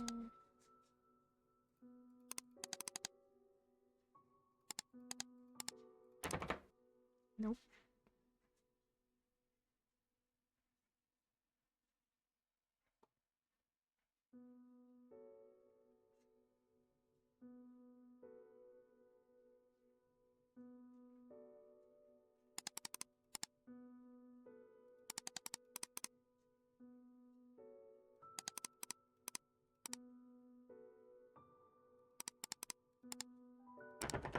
Nope.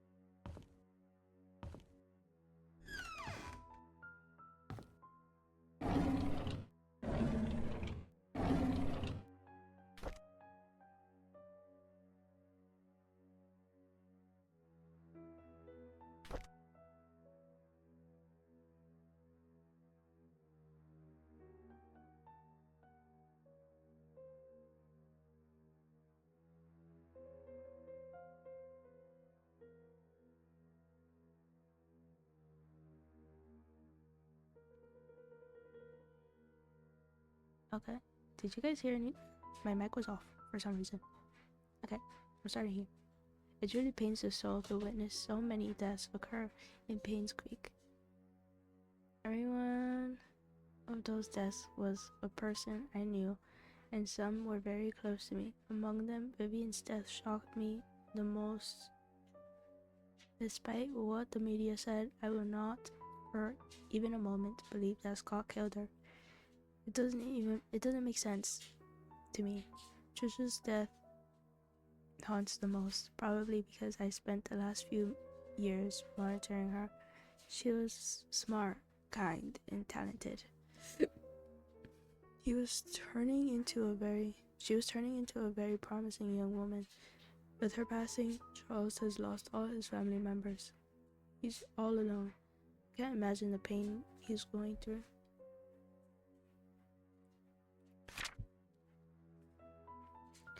Dorothy left Painscreek early February, a month after Trisha's funeral. The hospital closed shortly after. By the end of the month, Charles had packed and departed Painscreek for good. Wanda passed away on March 12, 1996. Her cancer had spread too far and too deep.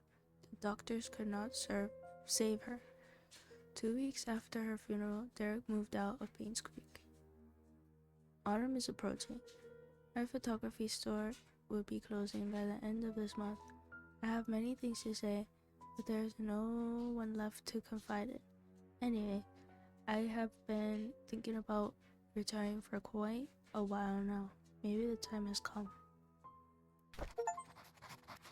Okay, that was all I got. Nothing.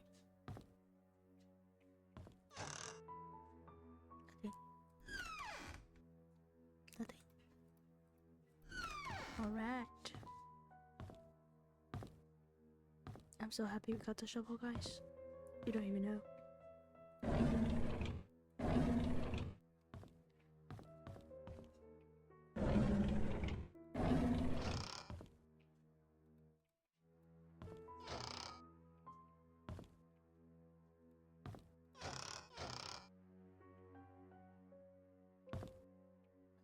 Nothing.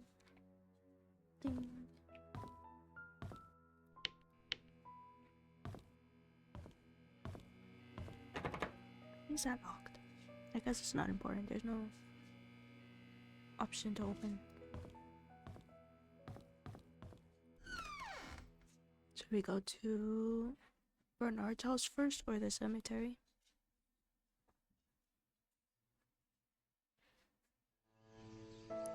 Bernard's house. Which one is Bernard? I don't even remember.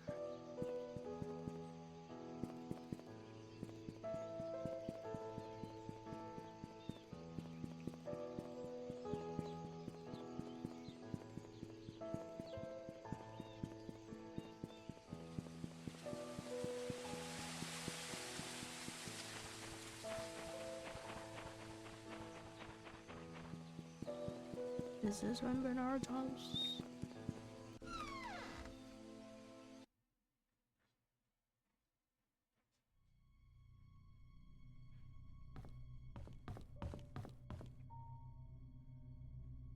Do we have a key for that?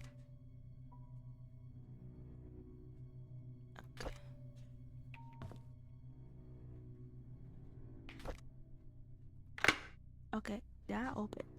But let's check the dust first.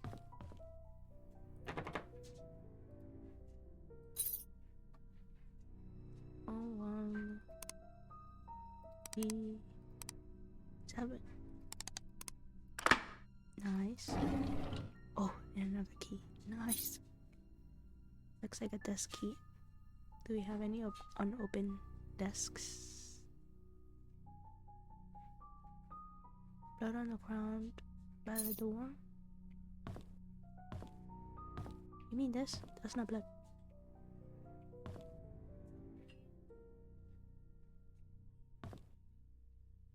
Do you mean this? More left.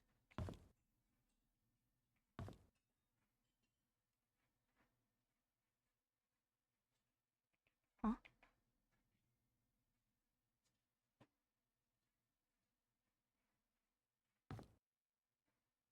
Extra heater? Oh! Bloodstained wood panel. Wait, what? I need to pull out the nails? Oh my god, I have just a tool for that. Oh god. Oh, a bloody knife.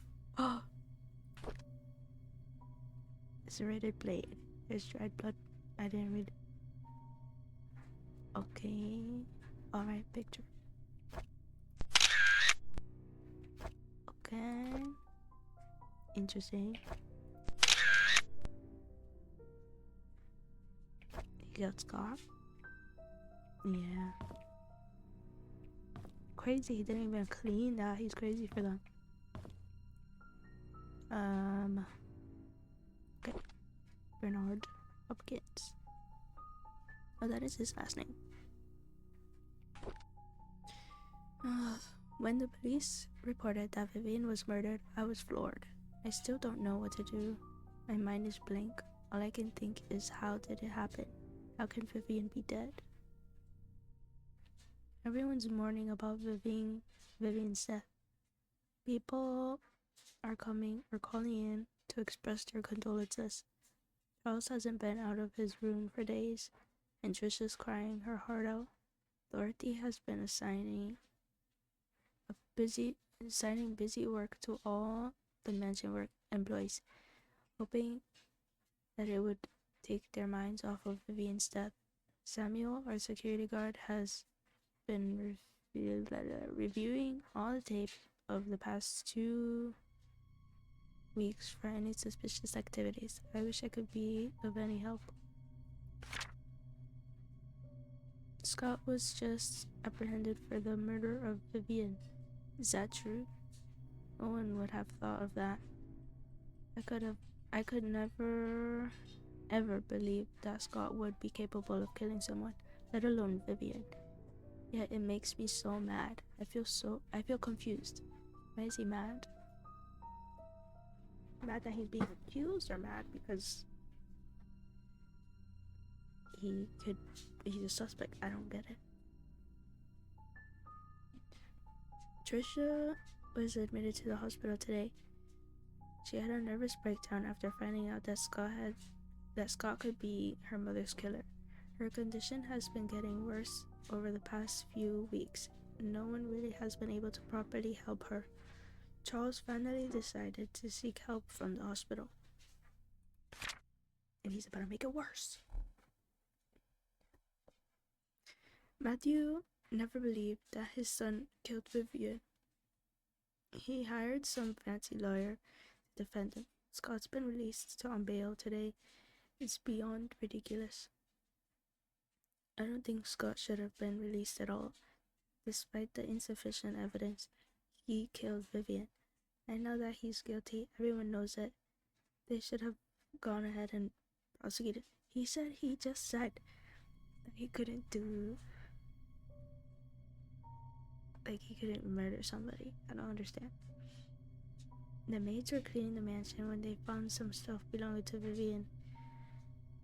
A key and some stationery. I asked Charles what he'd like to do with them, but he told me to take care of it myself. I brought them back to my place. Vivian's death has caused lots of grief to everyone, especially Charles. After hearing how heartbroken Charles was 2 nights ago, I can't bear to see him suffer anymore. Scott should pay for what he did. Oh, he thought he did something. Oh God, this is awful. This is awful.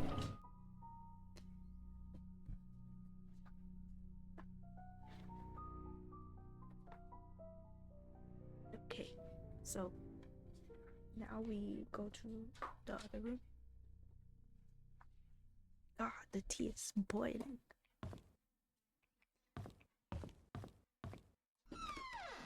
Okay, this is the room.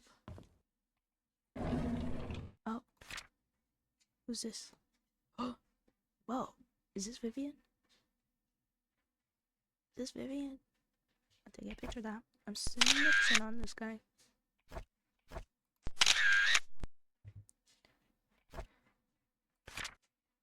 Okay, this is another Bernard.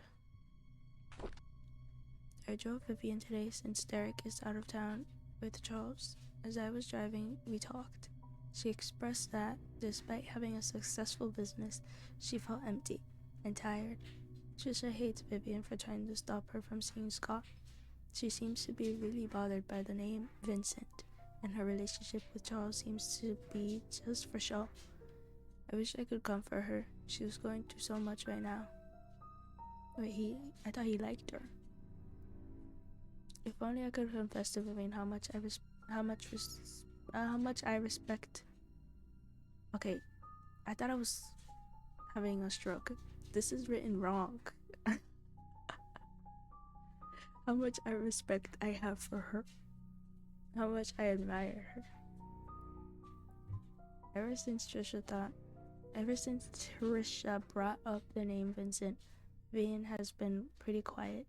Even during dinner, she hardly spoke. I can barely remember last time Vivian appeared happy. I don't think anyone can blame her. Wanda hasn't been coming to work for a while now. Her illness is getting worse. I wonder how she's coping.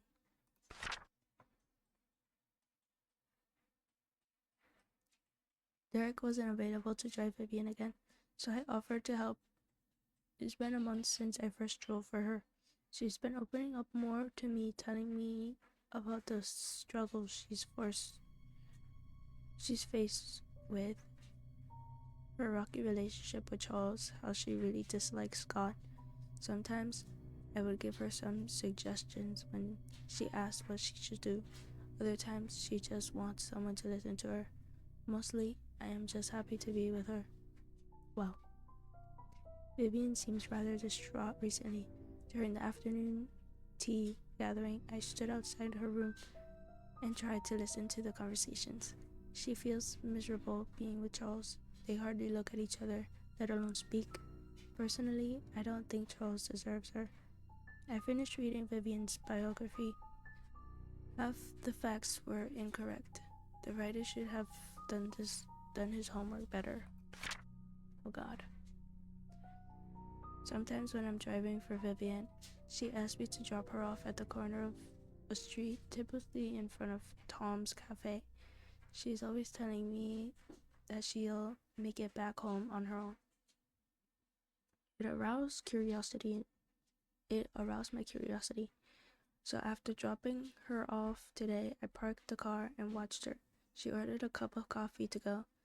She then left the cafe and walked up the street for about 5 minutes to a residential area. She stopped in front of an apartment and pressed the doorbell. Shortly after, a man in his early 30s wearing a suit opened the door. He leaned over and hugged Vivian. She gave the coffee to him and they exchanged some words. I couldn't hear what they said. They then entered the apartment together. Who is he? Oh God.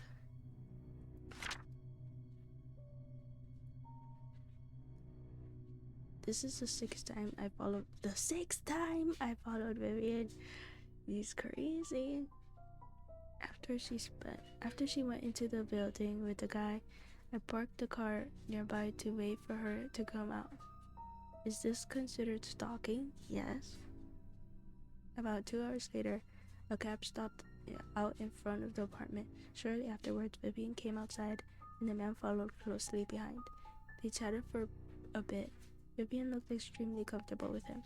Before leaving, she kissed him on the cheek. What's going on? Oh God. I tracked down the guy. Oh God. He works at a bank. The place they meet is his apartment. How could she do that? The hell is he? I reported sick for the 3rd consecutive day. As I laid in bed, I kept thinking on why Vivian would be seeing another man. No matter what Charles did to her, she has kept her faith in him throughout the years. How could she be having an affair? She's better than that.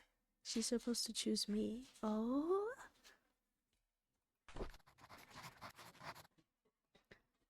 Well, she's crazy. She's definitely insane. No. Why is everything open? Why is everything open?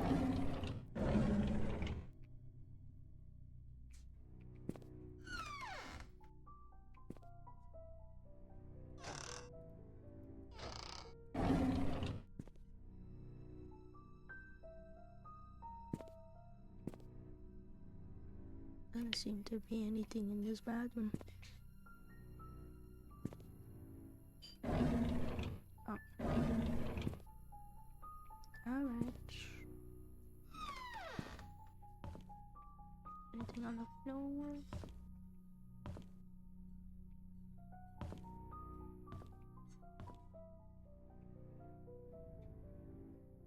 A gun over the bed.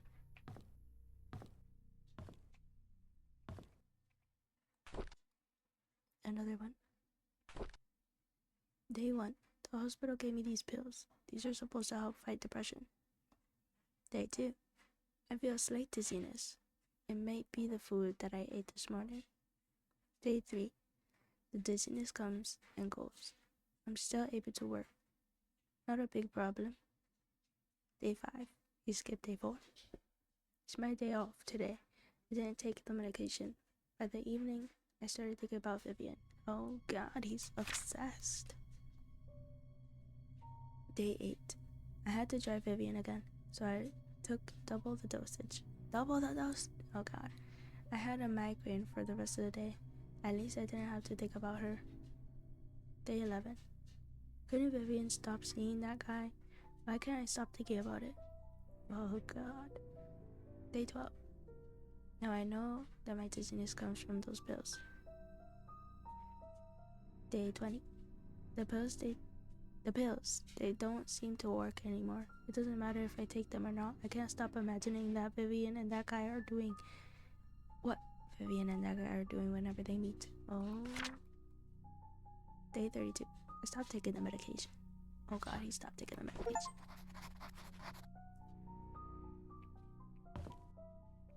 Oh god.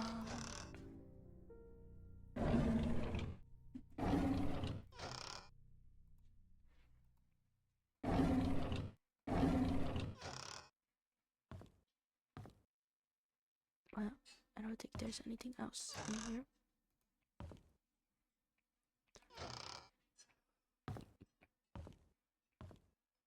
Where do we go now?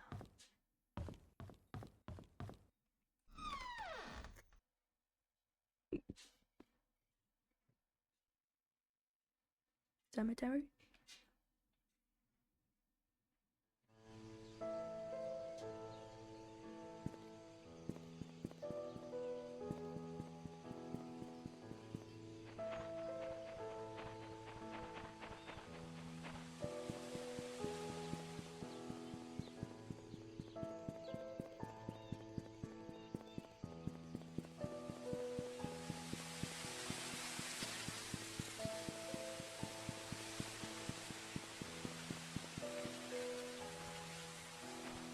Where was it? Okay. 20. Yes! Yes! What is this? January 11th, 1996. Scott is gone. Trisha is dead. How did this happen? We held Trisha's funeral last week. There could have been more people there. There could have been more people. There should have been more. This village will be barren in a few months to a year. My generation is just moving out, and the old generation is simply dying out. I will also be leaving here soon, once my mother passes on. Once I can't take of her any longer. But the night Vivian died, I saw Scott meeting her. I was at a distance from where they were arguing. I couldn't hear the details, but I could tell they were disagreeing. When Scott left and went back to his cabin, I followed him.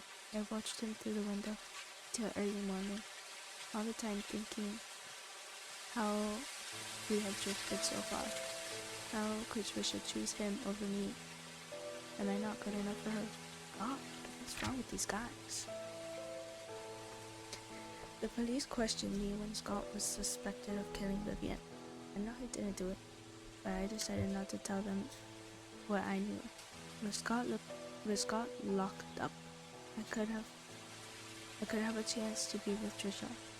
I didn't expect that this small or mission on my part would eventually lead to Scott's death. When Scott died, Trisha ended her life.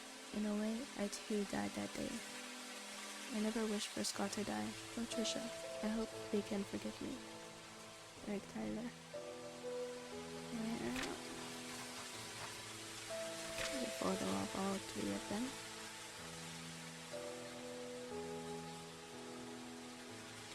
It's a drawing. Best friends forever. Well.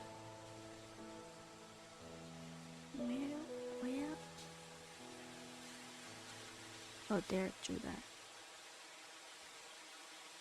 Interesting. Trisha, congratulations. I'll always love you. And Mom. Graduation. Another thing. Do you guys know what this is? Why is it cut? Is it supposed to be like that? It's a number 9, I think. That doesn't look like a 6. Bishop. Okay. That one's a 9. Is it supposed to have that? Whatever, it's not if I can take it or anything.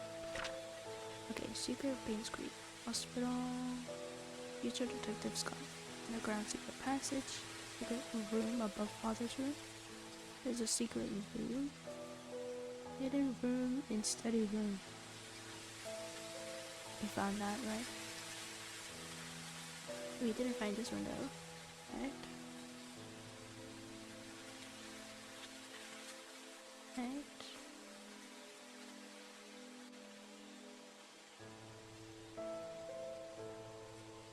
Is the chest thing for the desk?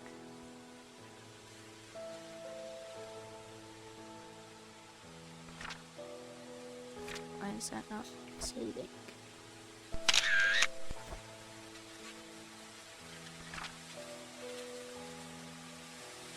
What is that? Guess it's not important.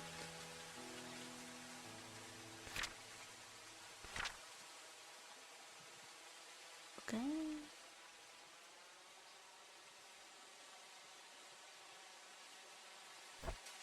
Okay. Can't take her up, right? No. I wanna see if she's there. I want her to stop tormenting me. Okay, what do we have?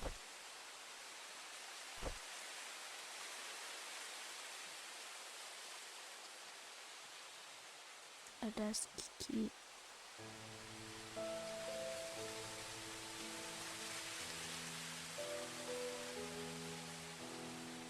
A desk for who?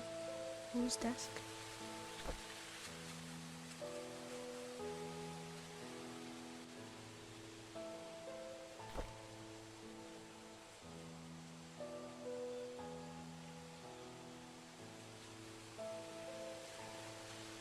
Mansion study. Let's go there.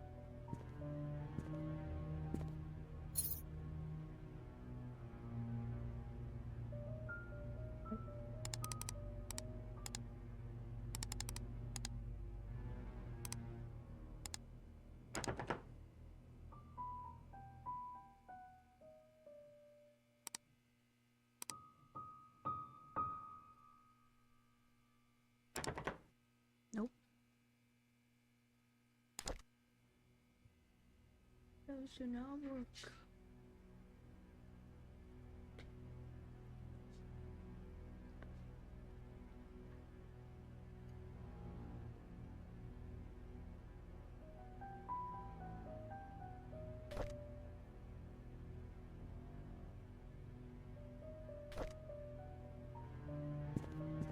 What was Bernard? I remember, was he like security? Does he have a room here?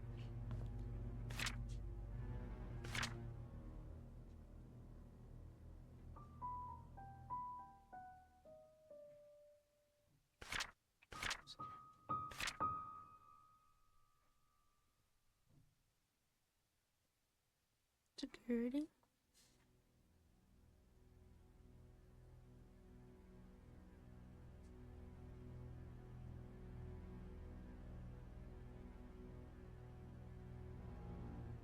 What's a 6?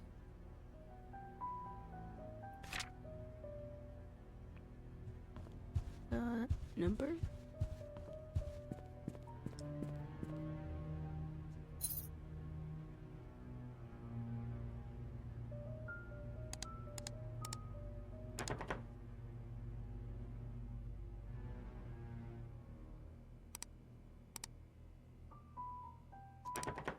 Nope.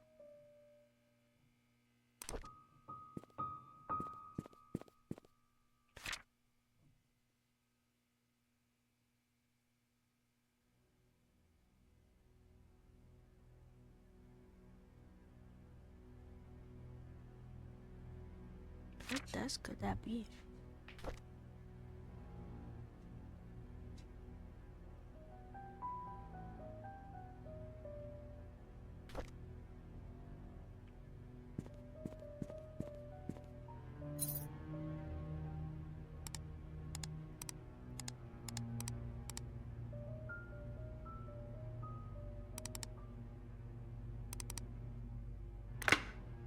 Oh, that worked. Charles Roberts. Upon your request, we investigated Andrew Reed and Henry Johnson's death. Due to confidentiality agreements with our sources, we are unable to reveal the true nature of their deaths. Suffice to say, both of them did not die of said accidents. So we dug deeper. We found out that Andrew and Henry were both related to the disappearance of Sophia Miller and the death of Magdalene Roberts 20 years ago.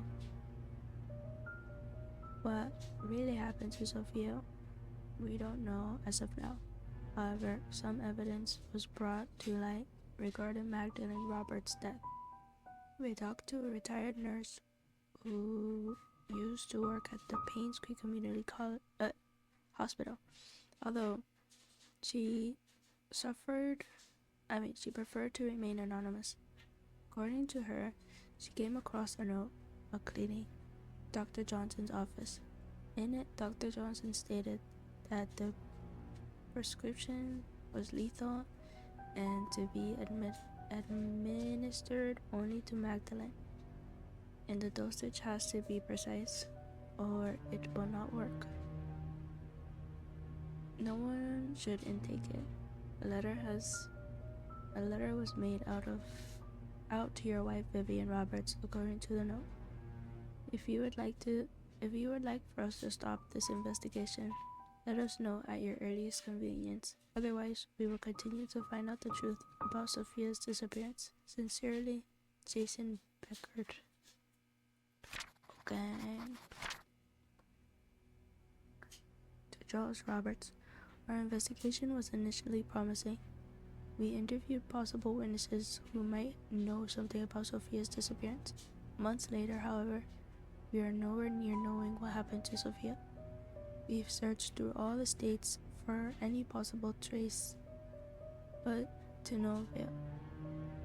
What we can conclude is, at this time, is that the main cause of Sophia's disappearance has to do with Andrew, Henry, and Vivian. Now that they are gone, we are unable to get the truth about what really happened to Sophia. If you prefer, we can still continue the search, however, the results look bleak. We have posted rewards for any information regarding Sophia, hoping that it's just a matter of time before someone with real information steps up. For the time being, we suggest that you wait. Should anything emerge, you will be the first to know. Sincerely, Jason Beggard. TR. This is Charles. Months ago, right before Vivian was killed, I confronted her about Mom's death. She said she didn't know anything about it. She only administered the medicine as provided by Dr. Johnson. She was lying. I could see it in her eyes. She was scared and she was hiding her fear.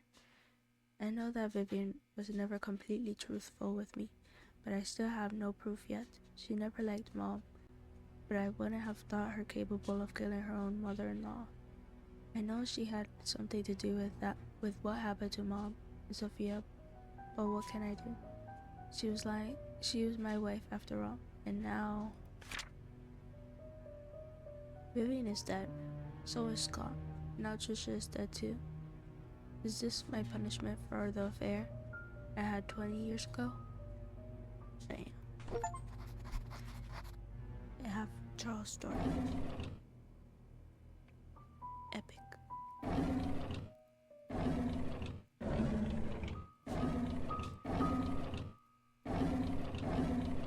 Nothing.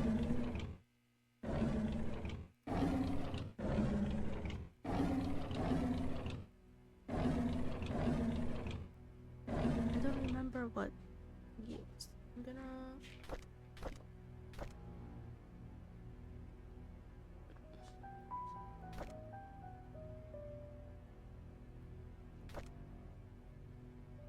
Bernard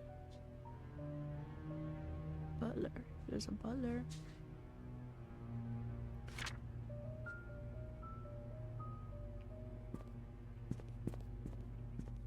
The butlers have a room.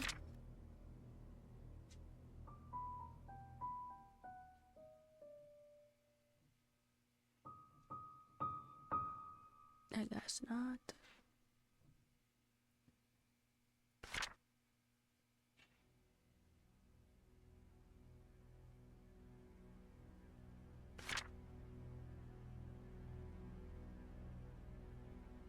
Better be the maid room. He's a butler, not a maid.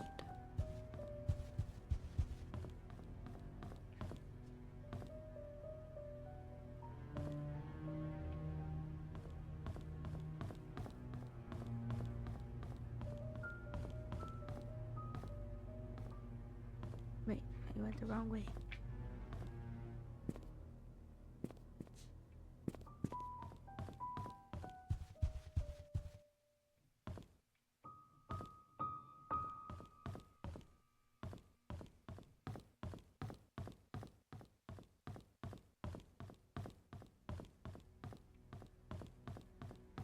Wait, I am lost.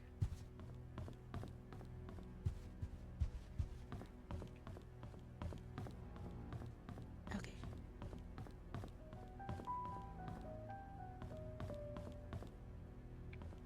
No, never mind, I'm lost. I'm lost.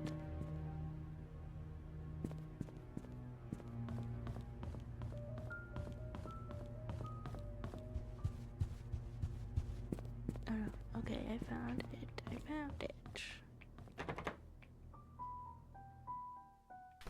This does not open. I only have this key. A desk key. But there's no desk.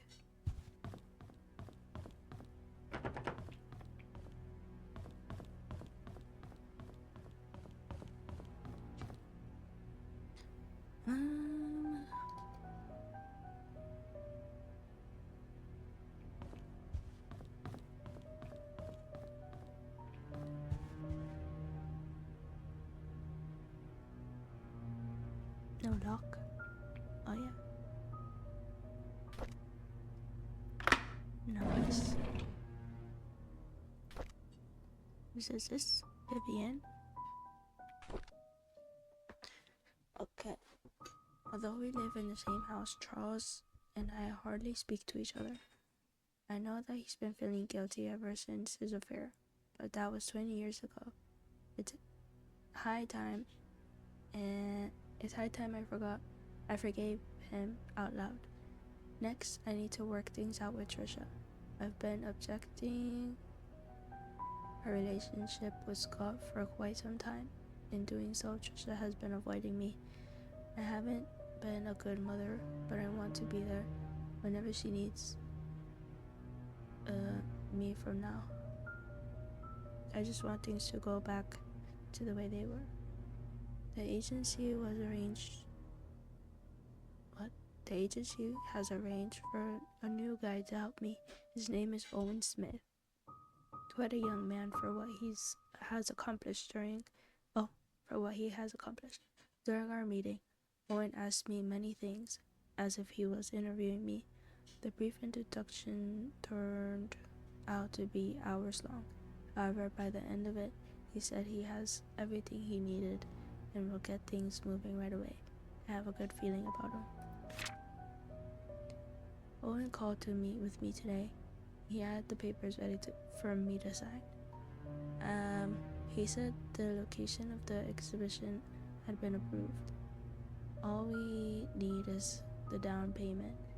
That's great. I signed the papers almost immediately. After that, I informed our accountant, Helen, to transfer the money from the Roberts Relief Funds, since the hospital won't be needing it for a while. Owen's been a great help since we brought up the idea of an art gallery for the public. I'm not sure if things could have gone so quickly if it had been some other agent. I owe him that much. Who's Owen? Wanda's nightstand. I could do that. The art gallery will open in 3 months. I'm so excited about it. We have received most of the artwork from the contributors and artists.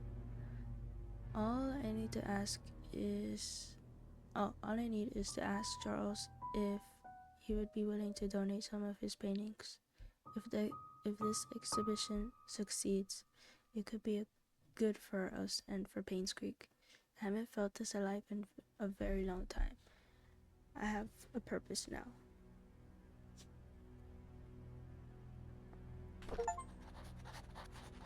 Okay. Yeah, we saw these already. Okay. Nightstand.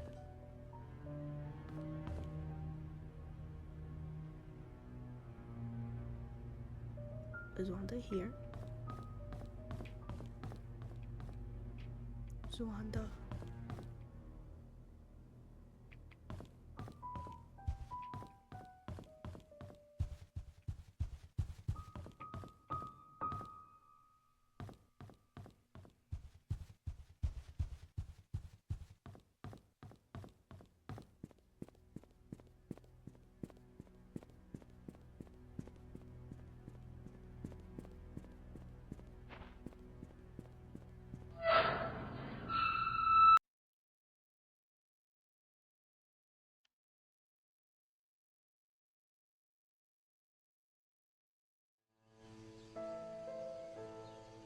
Where does Wanda live?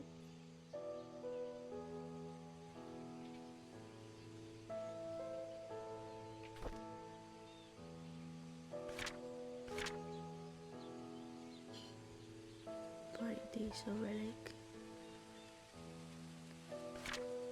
Party Silver Lake.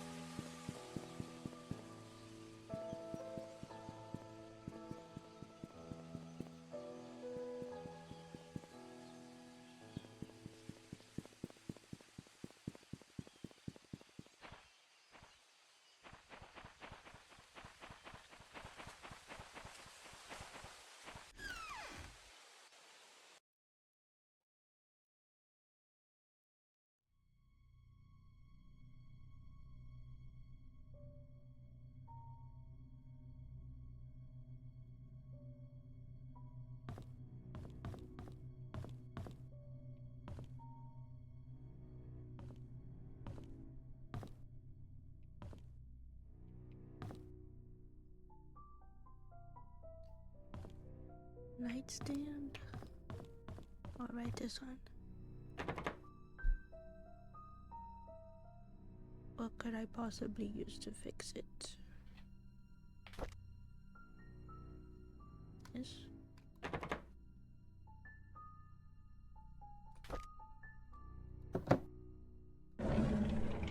The hammer. Very versatile.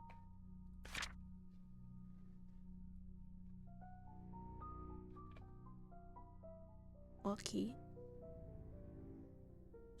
What? I don't have a key.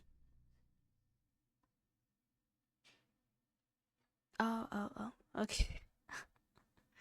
Yeah. Here responds to Tyler. After almost 5 months of sessions, your son, Derek Tyler, is now much better. We are still unable to get him to talk much, but he has chosen to express his thoughts and feelings through written text, which is a breakthrough for him. During this last session, however, he wrote the following. Dad is standing in the middle of the road. He was waving to me. Mom was crying, and her tears dripped onto my face. I woke up. Katie was purring and licking my face. I think she wanted to go out. Mom doesn't like me to make noise when it's late at night, says it will wake everyone up. So I was very quiet when I opened the back door. Kitty flew away. What? There was noises behind the wall fence. There's a door that's always locked, but there's light behind the keyhole. I walked to the door and looked through the keyhole. There are 4 people. 2 of them were fighting. A baby was crying. Then one of them fell down and hit her head. She stopped moving. Her eyes were open. I wet my pants because she was looking at me. Oh God, that's so scary. So he witnessed Sophia's death, I guess. Derek has since been very quiet. We haven't been able to grasp fully if what he wrote was real or imaginary. Nevertheless, we are concerned with his situation. Kindly get back to us so we can discuss further steps in helping him. Catherine McDowell. Okay. That's crazy. Is that okay? Wanda Tyler. The school called. The principal told me that the kids have been calling Derek names, saying that he's a bastard child. I know that Derek wants to know where his father is. I don't know what to say to him. The school called me again and told me that Derek poked a bird's nest till it fell off the tree. After that, he stoned the chicks to death. God. This resulted in him being suspended from school for a week. The principal asked if Derek had suffered any kind of trauma that would cause him to act like this. I could not tell him that Derek witnessed Sophia being killed. He was only 5 when that happened. Wow. Derek stopped going to school. He told me school wasn't for him. I should not have asked him to keep quiet about Sophia's death. He must have been bottling up his emotions all these years. Maybe it's time I start homeschooling him. Wow.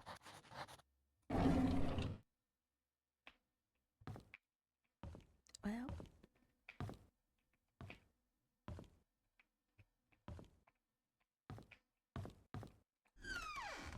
he definitely suffered from that. I can't. Did I read this already? I think I did.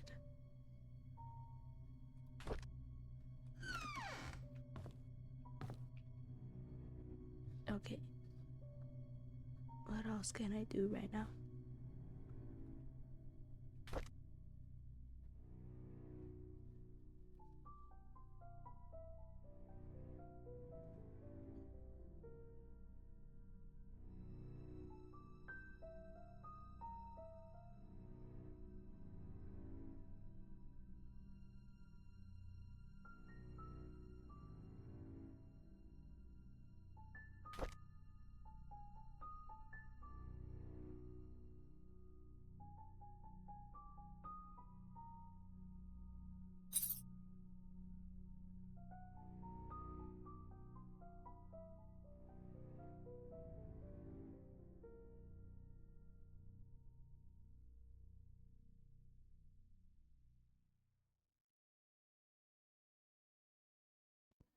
Alright. Okay.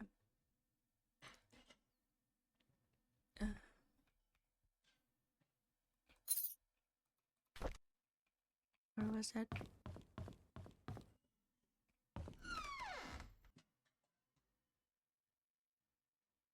Green door. Yeah.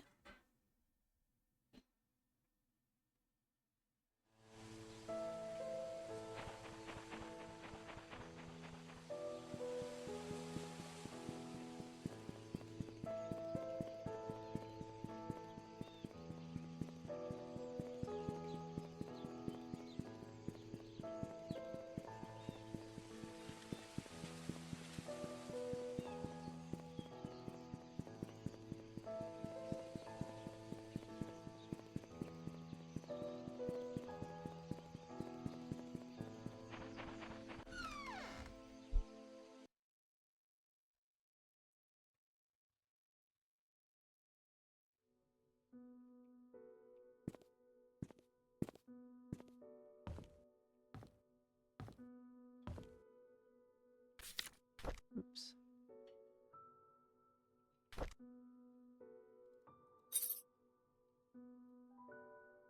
Oh, 526.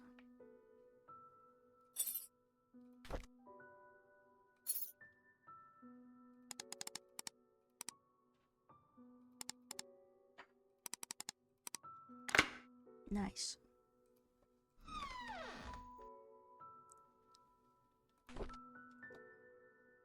Sophia Miller. Oh my god, we have word from Sophia. I know some people don't like me. Wanda always picks on me and Bernard ignores me most of the time. Andrew, well, he's okay as long as I'm not in his garden. Dorothy cares a lot for me though. I like her. Tom, our security guard, treats me with respect even though I'm just a housemaid. Vivian and Charles are kind to me. Oh, and Matthew too. I almost forgot about him. He's been taking care of me forever, certainly as long as I can remember. I'm a lucky girl. Matthew talks to me whenever he has time.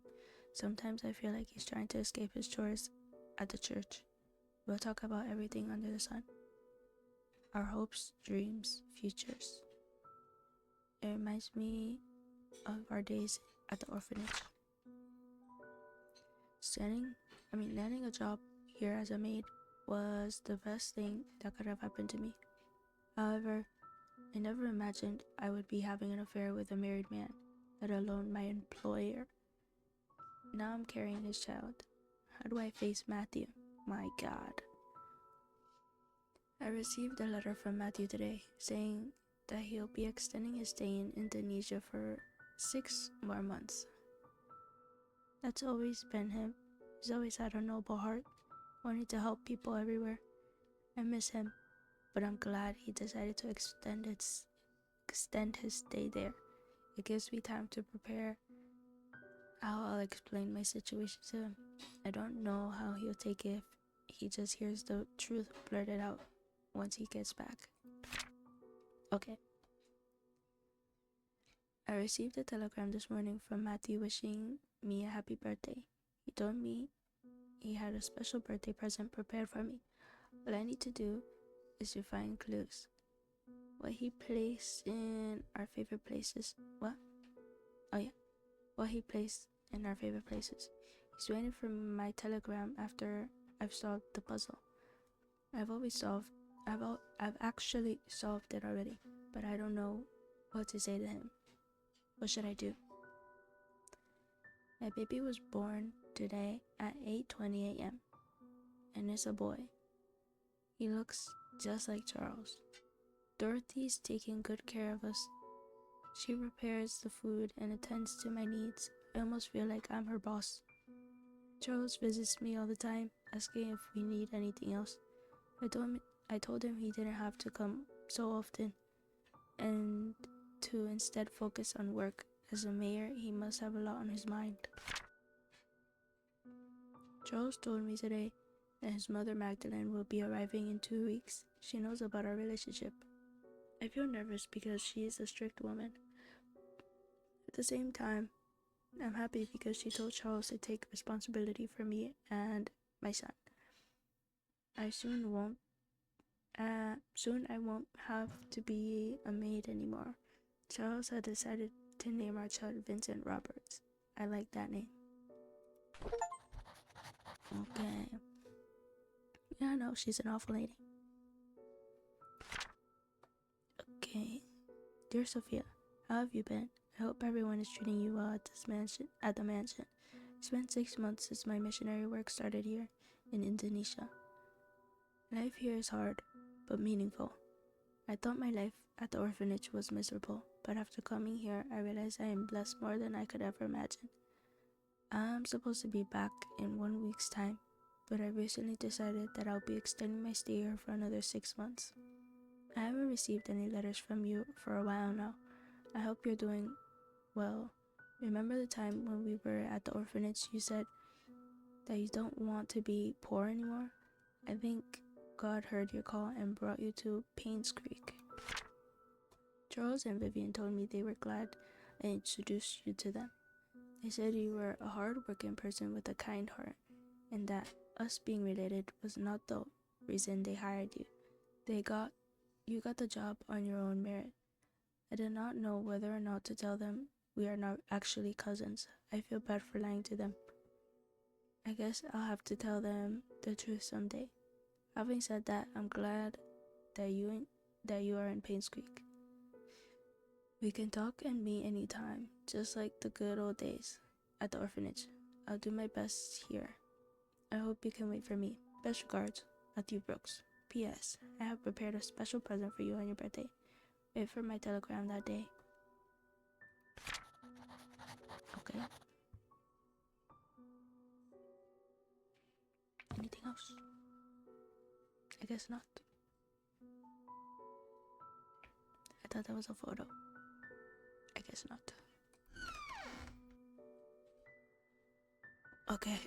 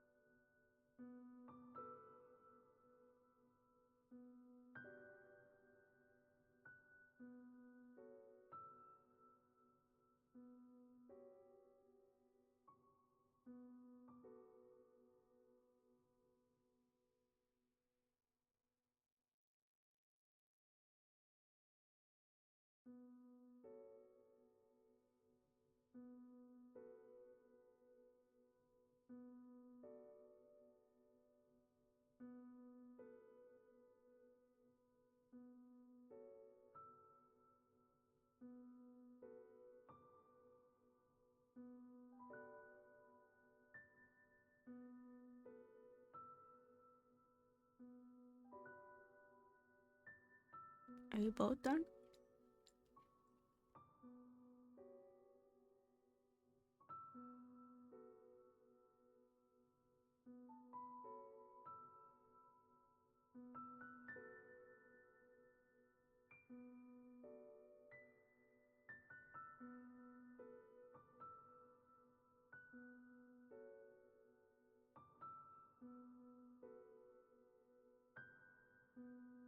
Alrighty. Just waiting for the call to be finished.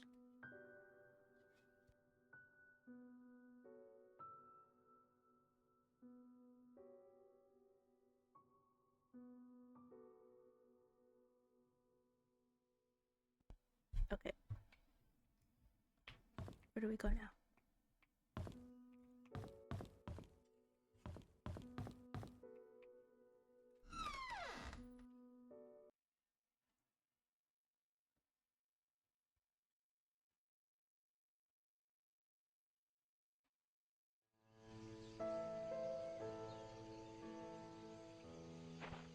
Teach this morning money.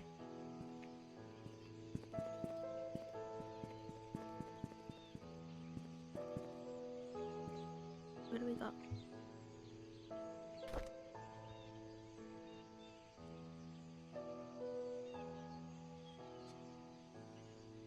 We have no more keys. Did we go to the sewer again?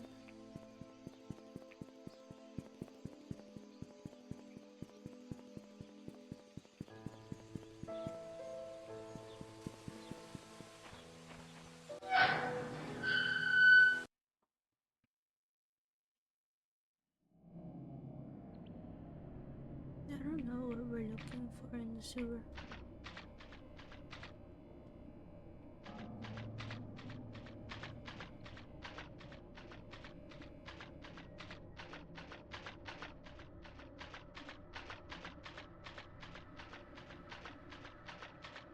That way led us to the hospital, right?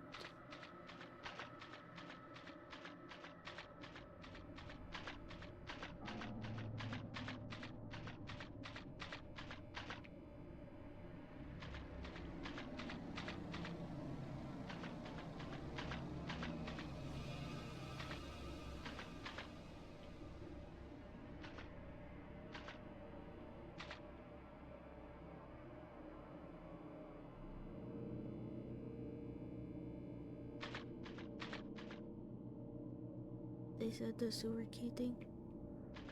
I don't remember.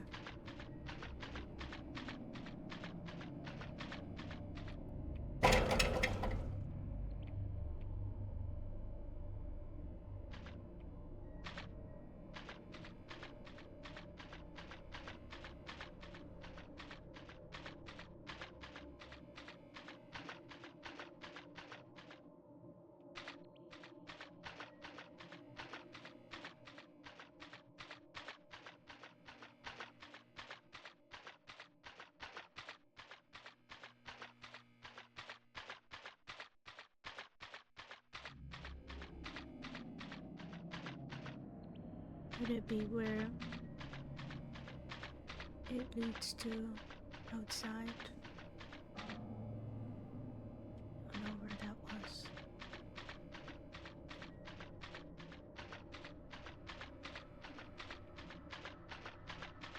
Oh, is it there?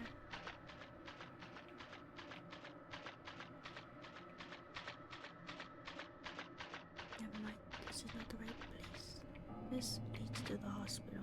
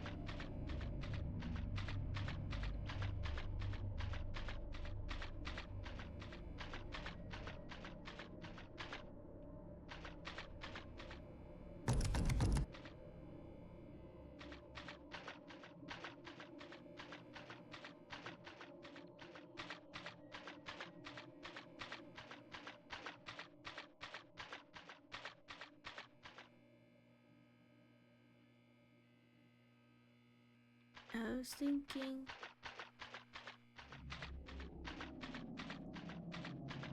that maybe it was. You remember where like it had ladders? I was thinking maybe they dropped it in there, but I don't remember where that was.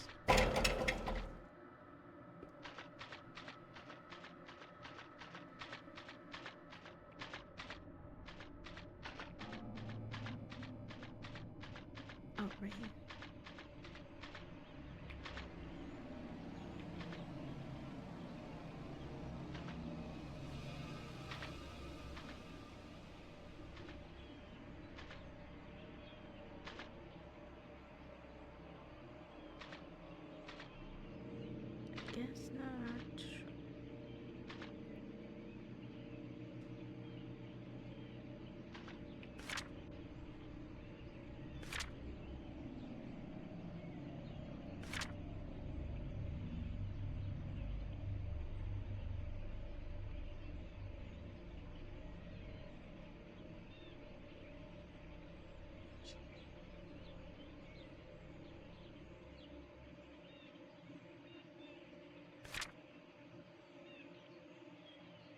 I can't climb.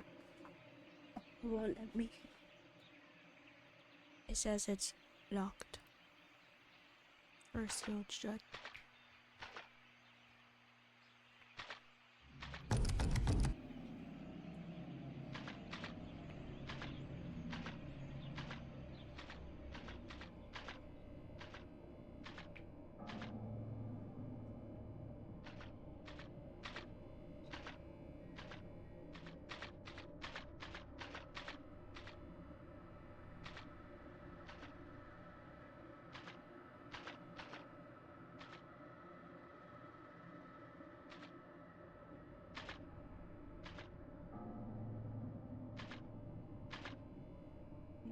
How do I get out of here? Sit.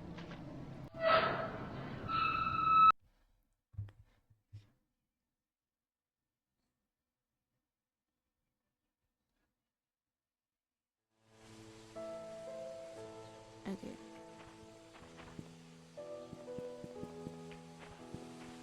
Do you remember seeing anything? Where would that be? In the grass? It's gonna be hard to find.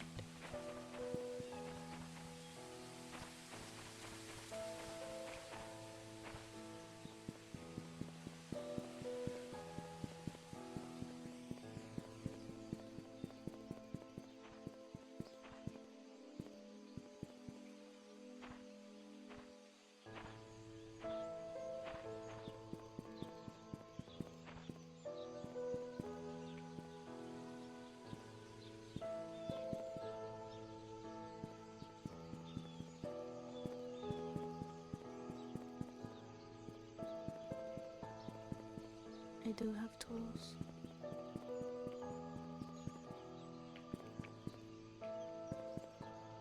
I just don't know where that would be though.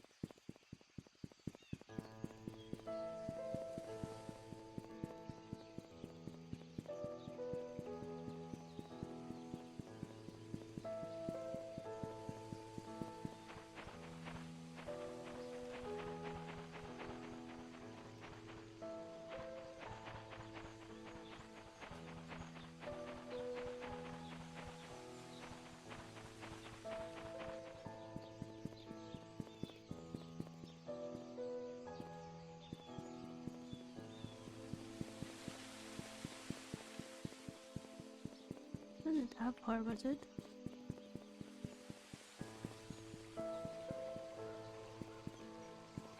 Hurts.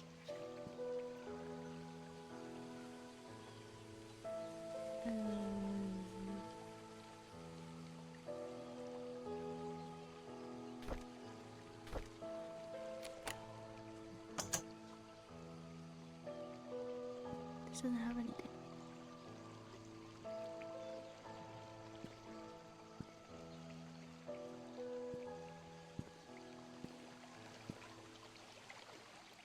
That was a waste.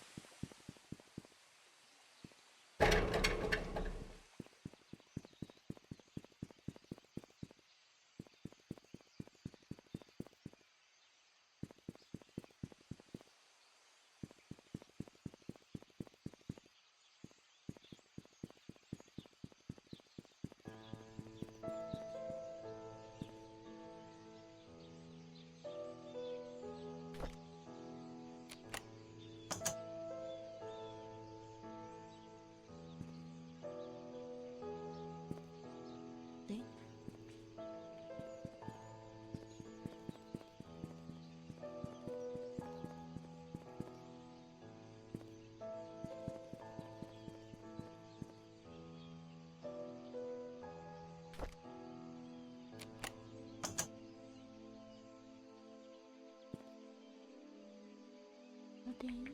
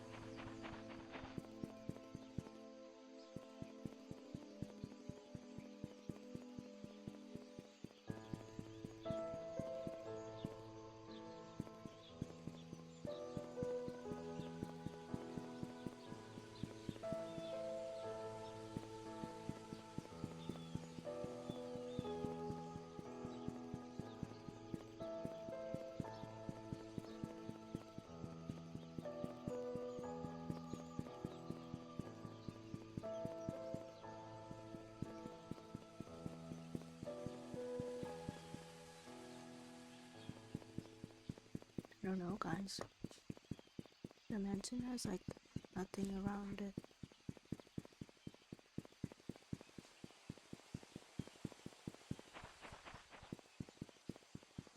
I already checked everywhere here, I feel like.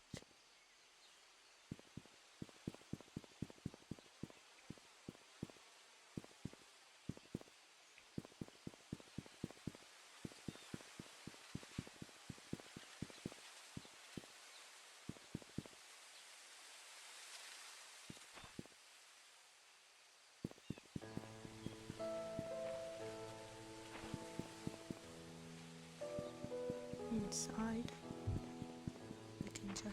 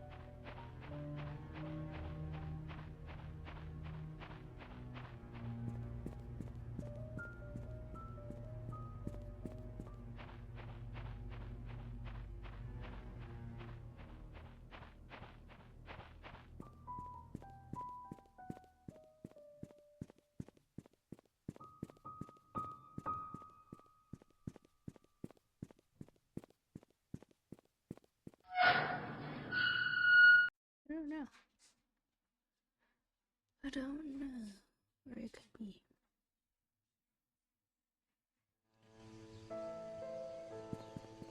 The hospital also has nothing.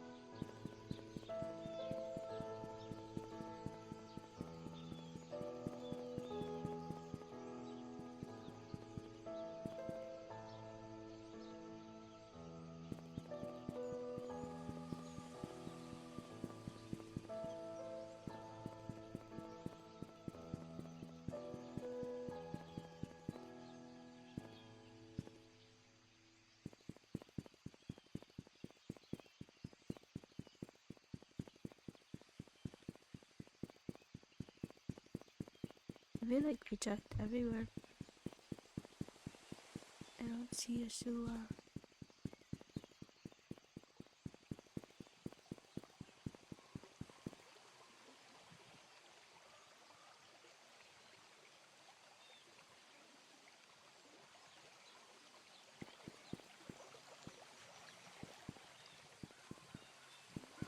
Go up and down each road. For the love of God. I don't want to.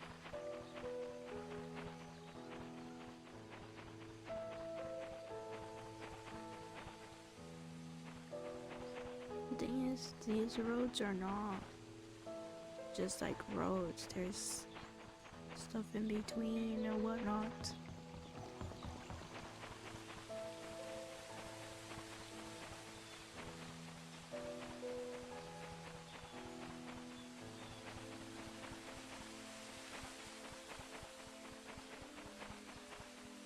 Can I do anything about this well?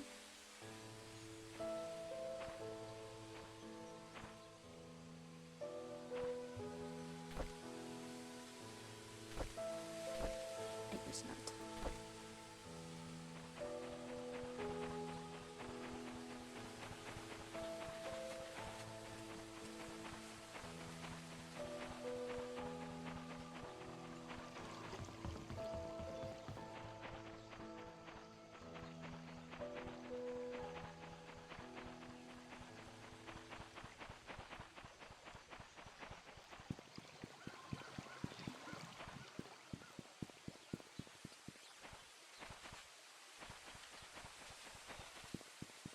Doesn't look like it.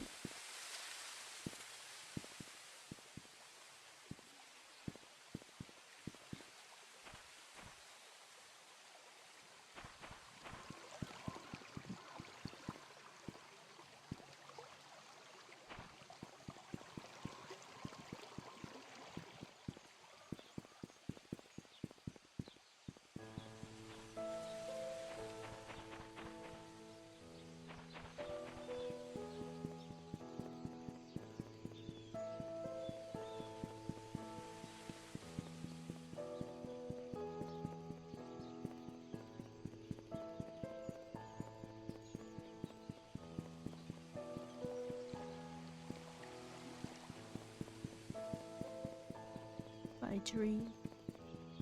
I didn't see anything but a tree.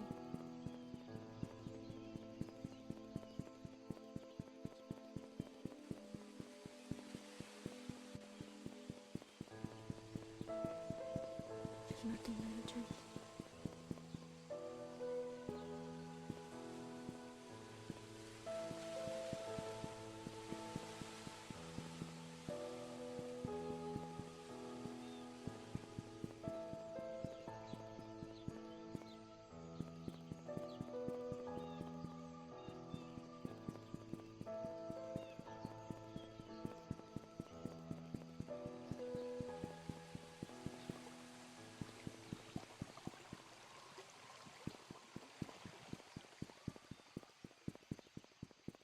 In middle? What does that mean?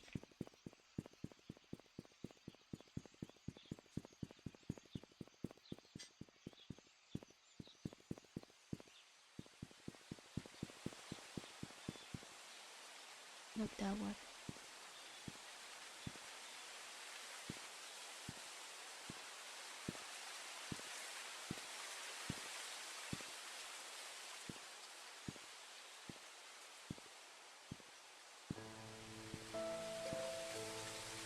I don't see anything.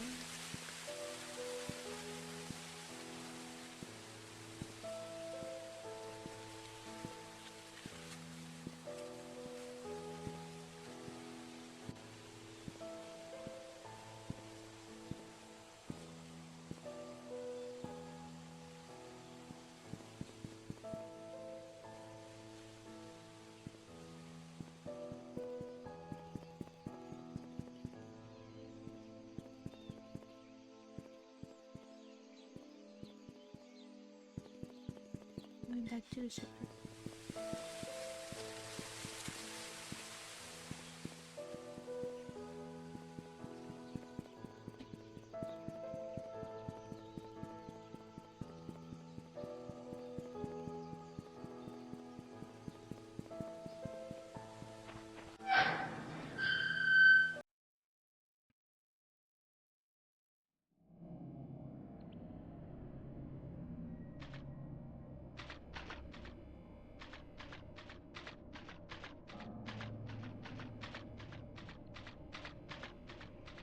It shouldn't be that far.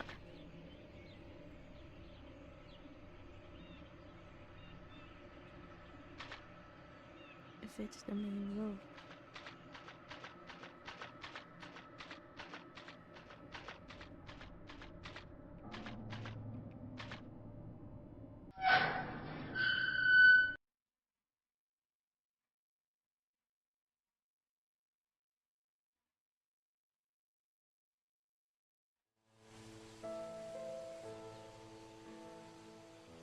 To go there, we had to go that way. It should be this way. But there's nothing here.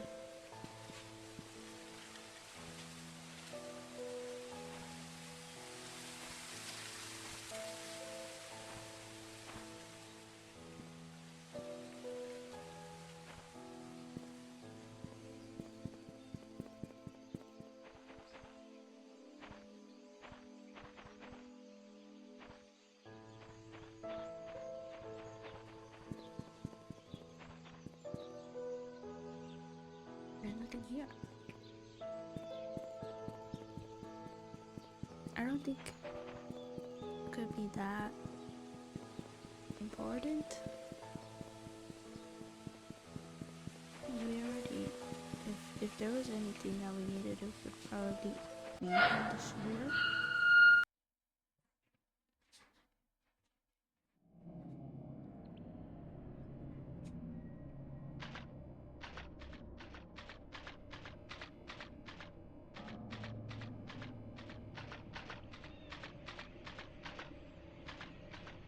Cemetery.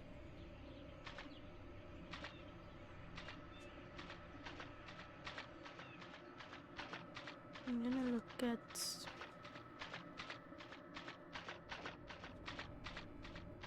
whatever opening I can to see if it's like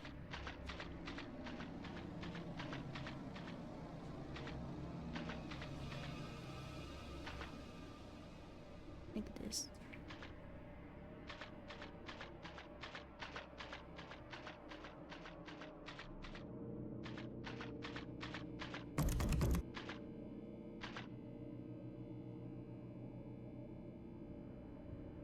Lockpick. No.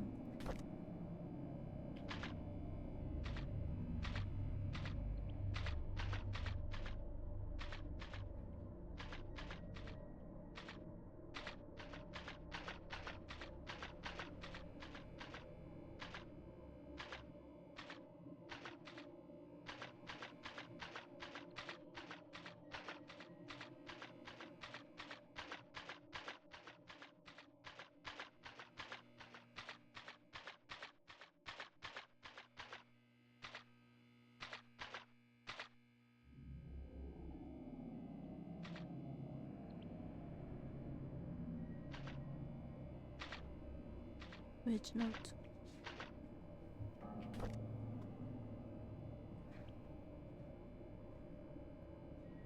Would it be in a photo?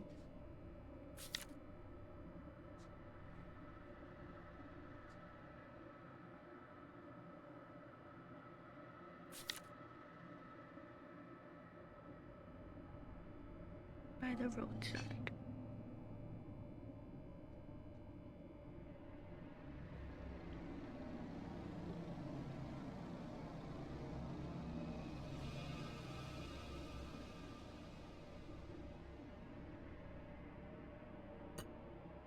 Is it one of the little ones that we saw?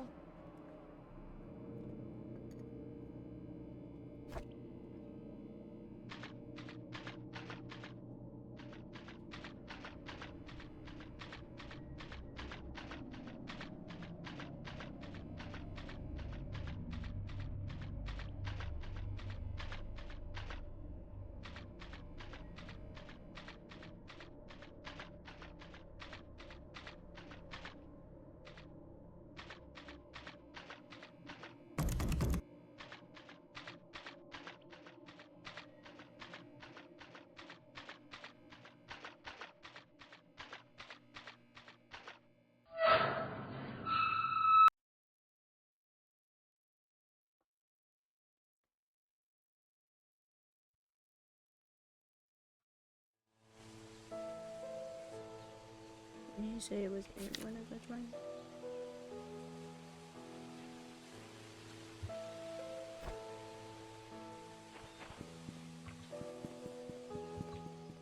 Roadside.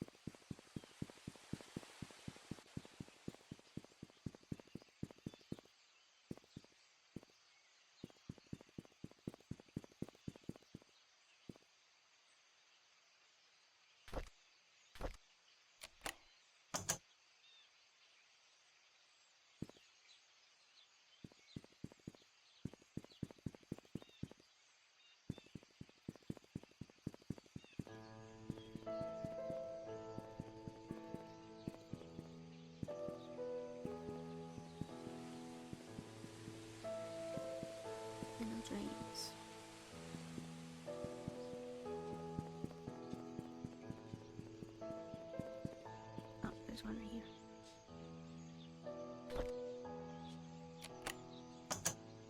Nice. 19th century design. What is that for? Oh, I found the case. Nice. We did it, guys. What is that key for? Who made that note? I don't remember.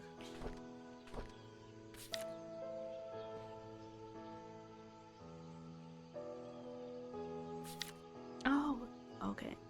That was at the church.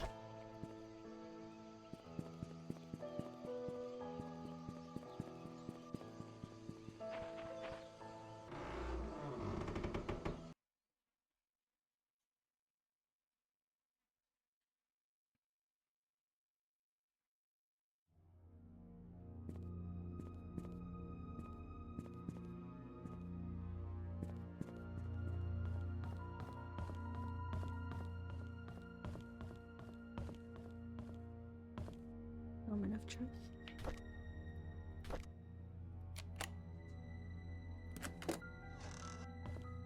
Nice. Oh.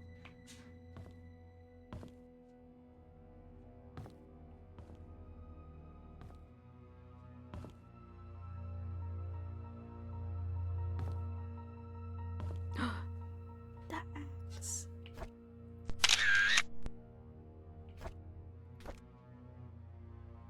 Dried blood stains on it. Typewriter. It says it. Someone came to Painscreek. She cannot know. Take a picture of that. The E. Oh yeah. Nice.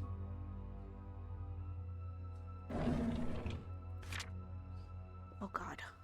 Okay. Dearest Matthew, I'm writing this letter to let you know what happened to Sophia. My days are almost up, and I feel you have the right to know what happened 9 years ago.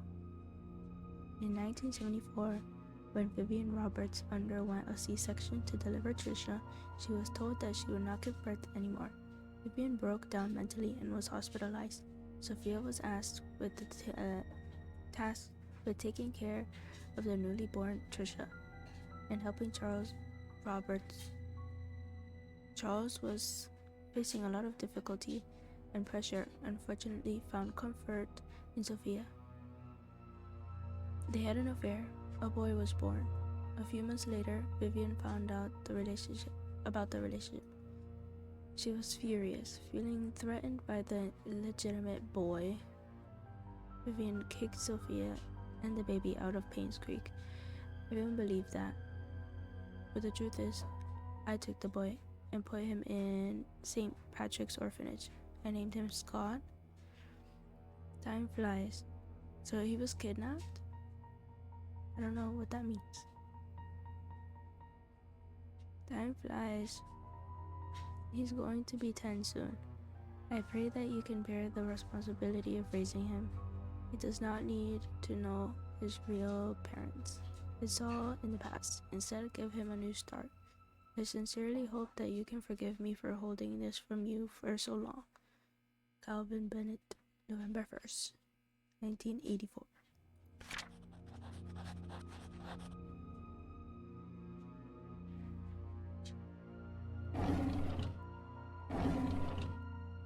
Is that after she died?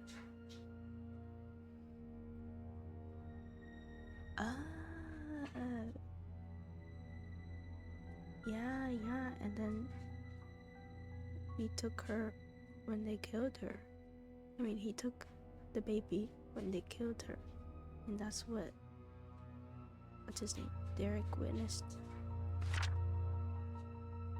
Okay, dear Matthew, it's been more than 2 years since I started work at the mansion.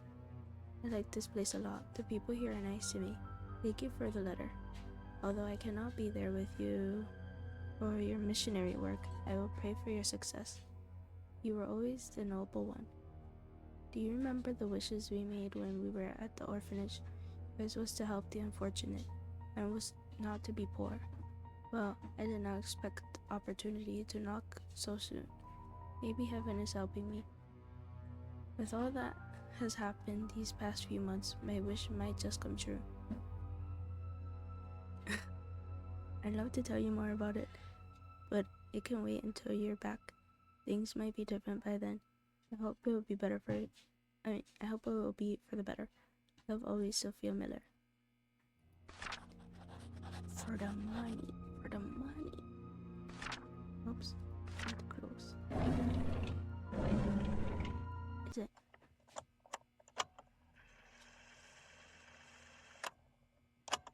June 6th, 1995.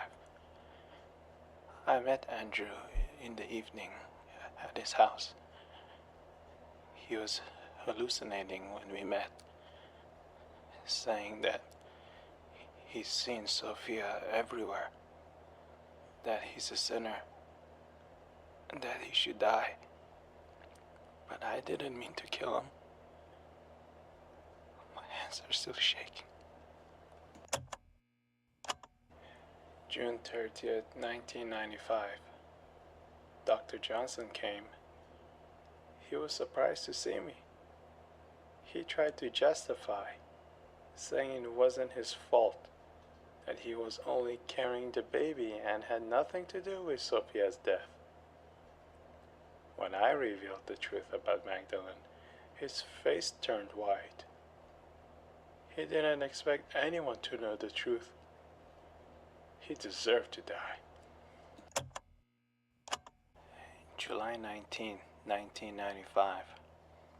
Just like the doctor, Vivian came alone. Instead of feeling guilty, she called Sophia a bitch who destroyed everything she had. I didn't feel any sign of remorse, feeling of guilt, or repentance from her at all. So I gave her time to express herself, and then I killed her.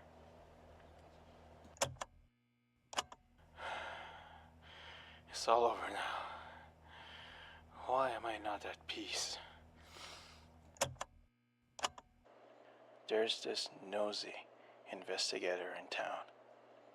I thought that if I led him to believe that Bernard killed Vivian, he just might believe it. But I made the mistake of trying to mislead him. Now he's suspecting me of being the killer. He has to die.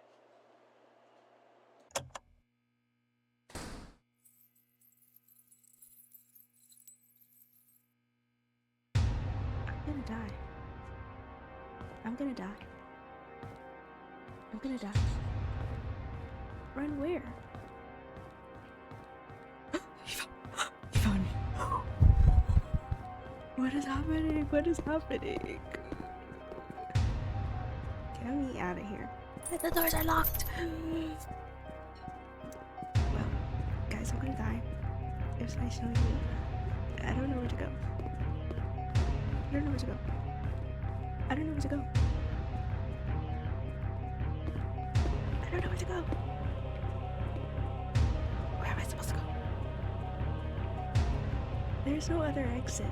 I'm gonna die. Go back up.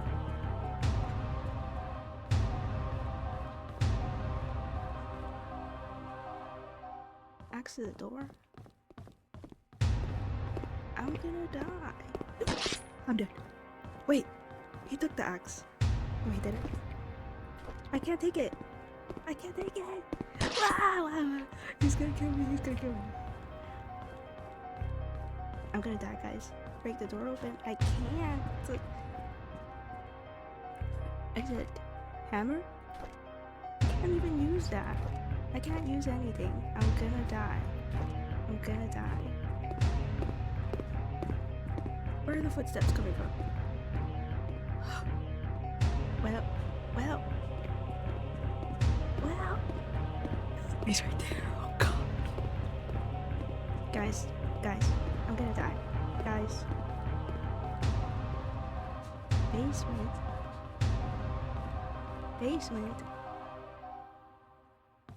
He's up here. Why is she still there? She's gonna give me a heart attack. Oh my god.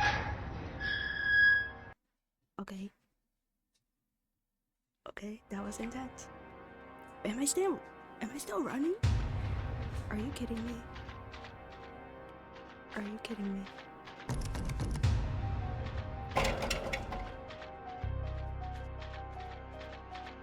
Are you kidding me? He's right behind me. He's right behind me. He's gonna kill me. I'm gonna die. Ah! I can't run. This is pissing me off.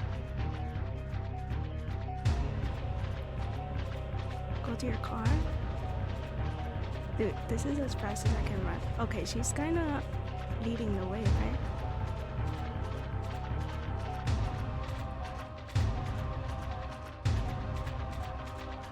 I don't like this.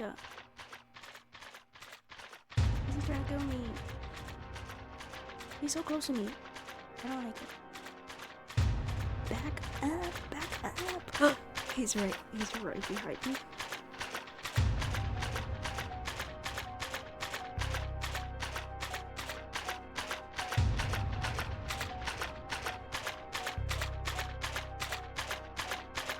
Okay, thanks, girl. My car at the police station. What is this? This is the hospital. I forgot this leads to the hospital. Oh, she's right there. Thanks, girl. Wait, I'm going the wrong way. Why is it locked? Where am I supposed to go? Oh my god. It's knocking at the door. Okay, she's right there. Lead the way, girl. Lead the way. Lead the way. Where am I supposed to go? I'm gonna die. I'm gonna die. Oh, he's killing me. He's killing me. Oh wait, am I supposed to jump? I'm supposed to jump.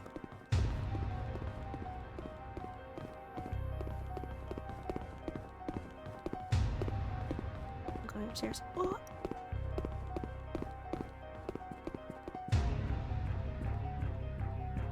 Do I jump? Yes. Let me jump! What? Oh, I did. No, I died.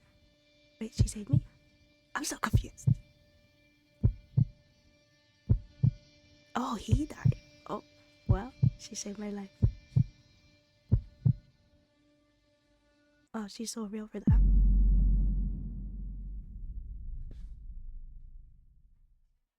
Oof, guys, I almost died. That was stressful.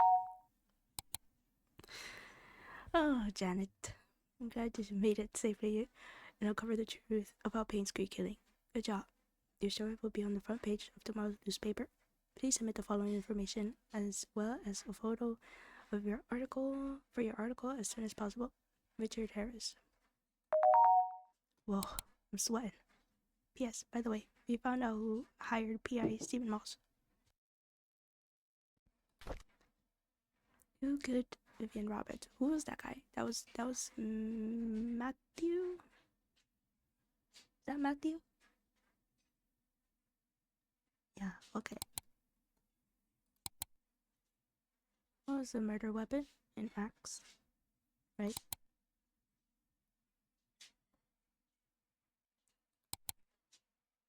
Select the photo for your newspaper article.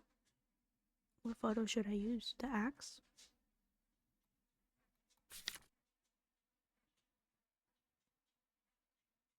Okay.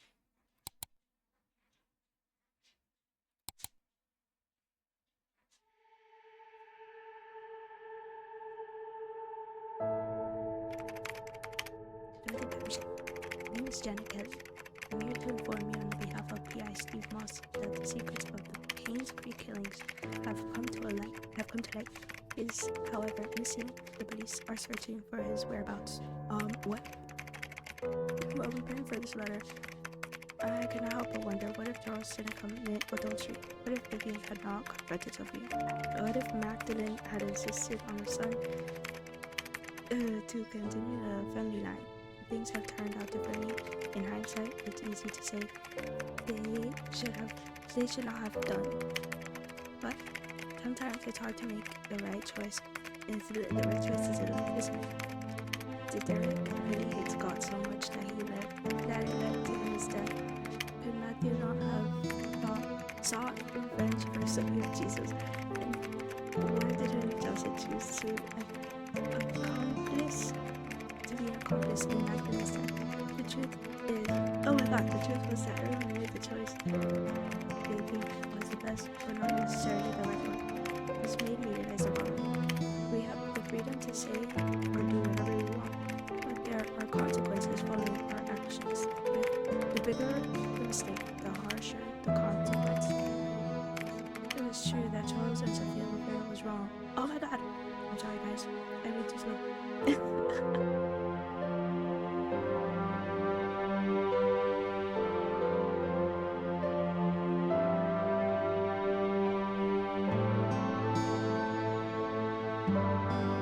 Nice guys.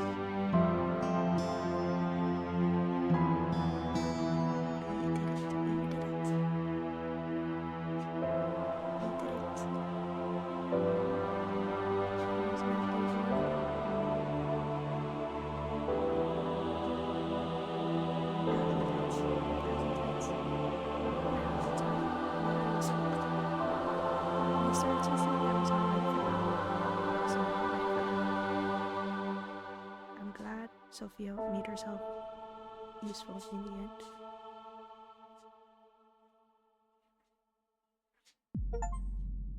Sorry. Okay, we got it, guys. Grade A. We got an A. That's great, guys. I feel like we missed one thing. We got a 97, but honestly, probably not important. Detective, guys. Yeah, it was probably something small. I'm not replaying this. I can't. I cannot. That was intense.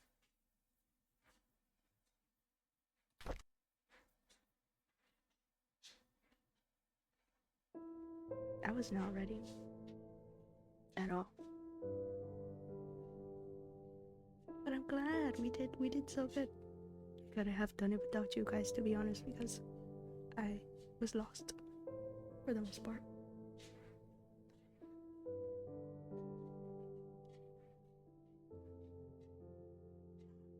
Alright guys, that's all for today. That was very fun. It's like an escape room. Very fun, very fun. Very fun, very fun. We finished, yep. GG's. We do? Oh my god, I want to do an escape room so bad. We should go soon. I've been itching for an escape room. I've been itching for a hangout. I've been itching for Casablanca. Do you remember Casablanca? We should go. Yeah. We should go. We should plan it out. But for the next game, we have 999, suggested by Nikki. And that's okay. Yeah, 999. Gonna be solving more mysteries. We shall start tomorrow.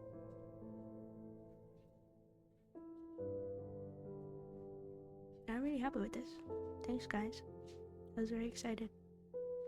That was very exciting. That was very stressful. I was ready to give up a couple times because I couldn't find anything that I wanted. But it worked out in the end.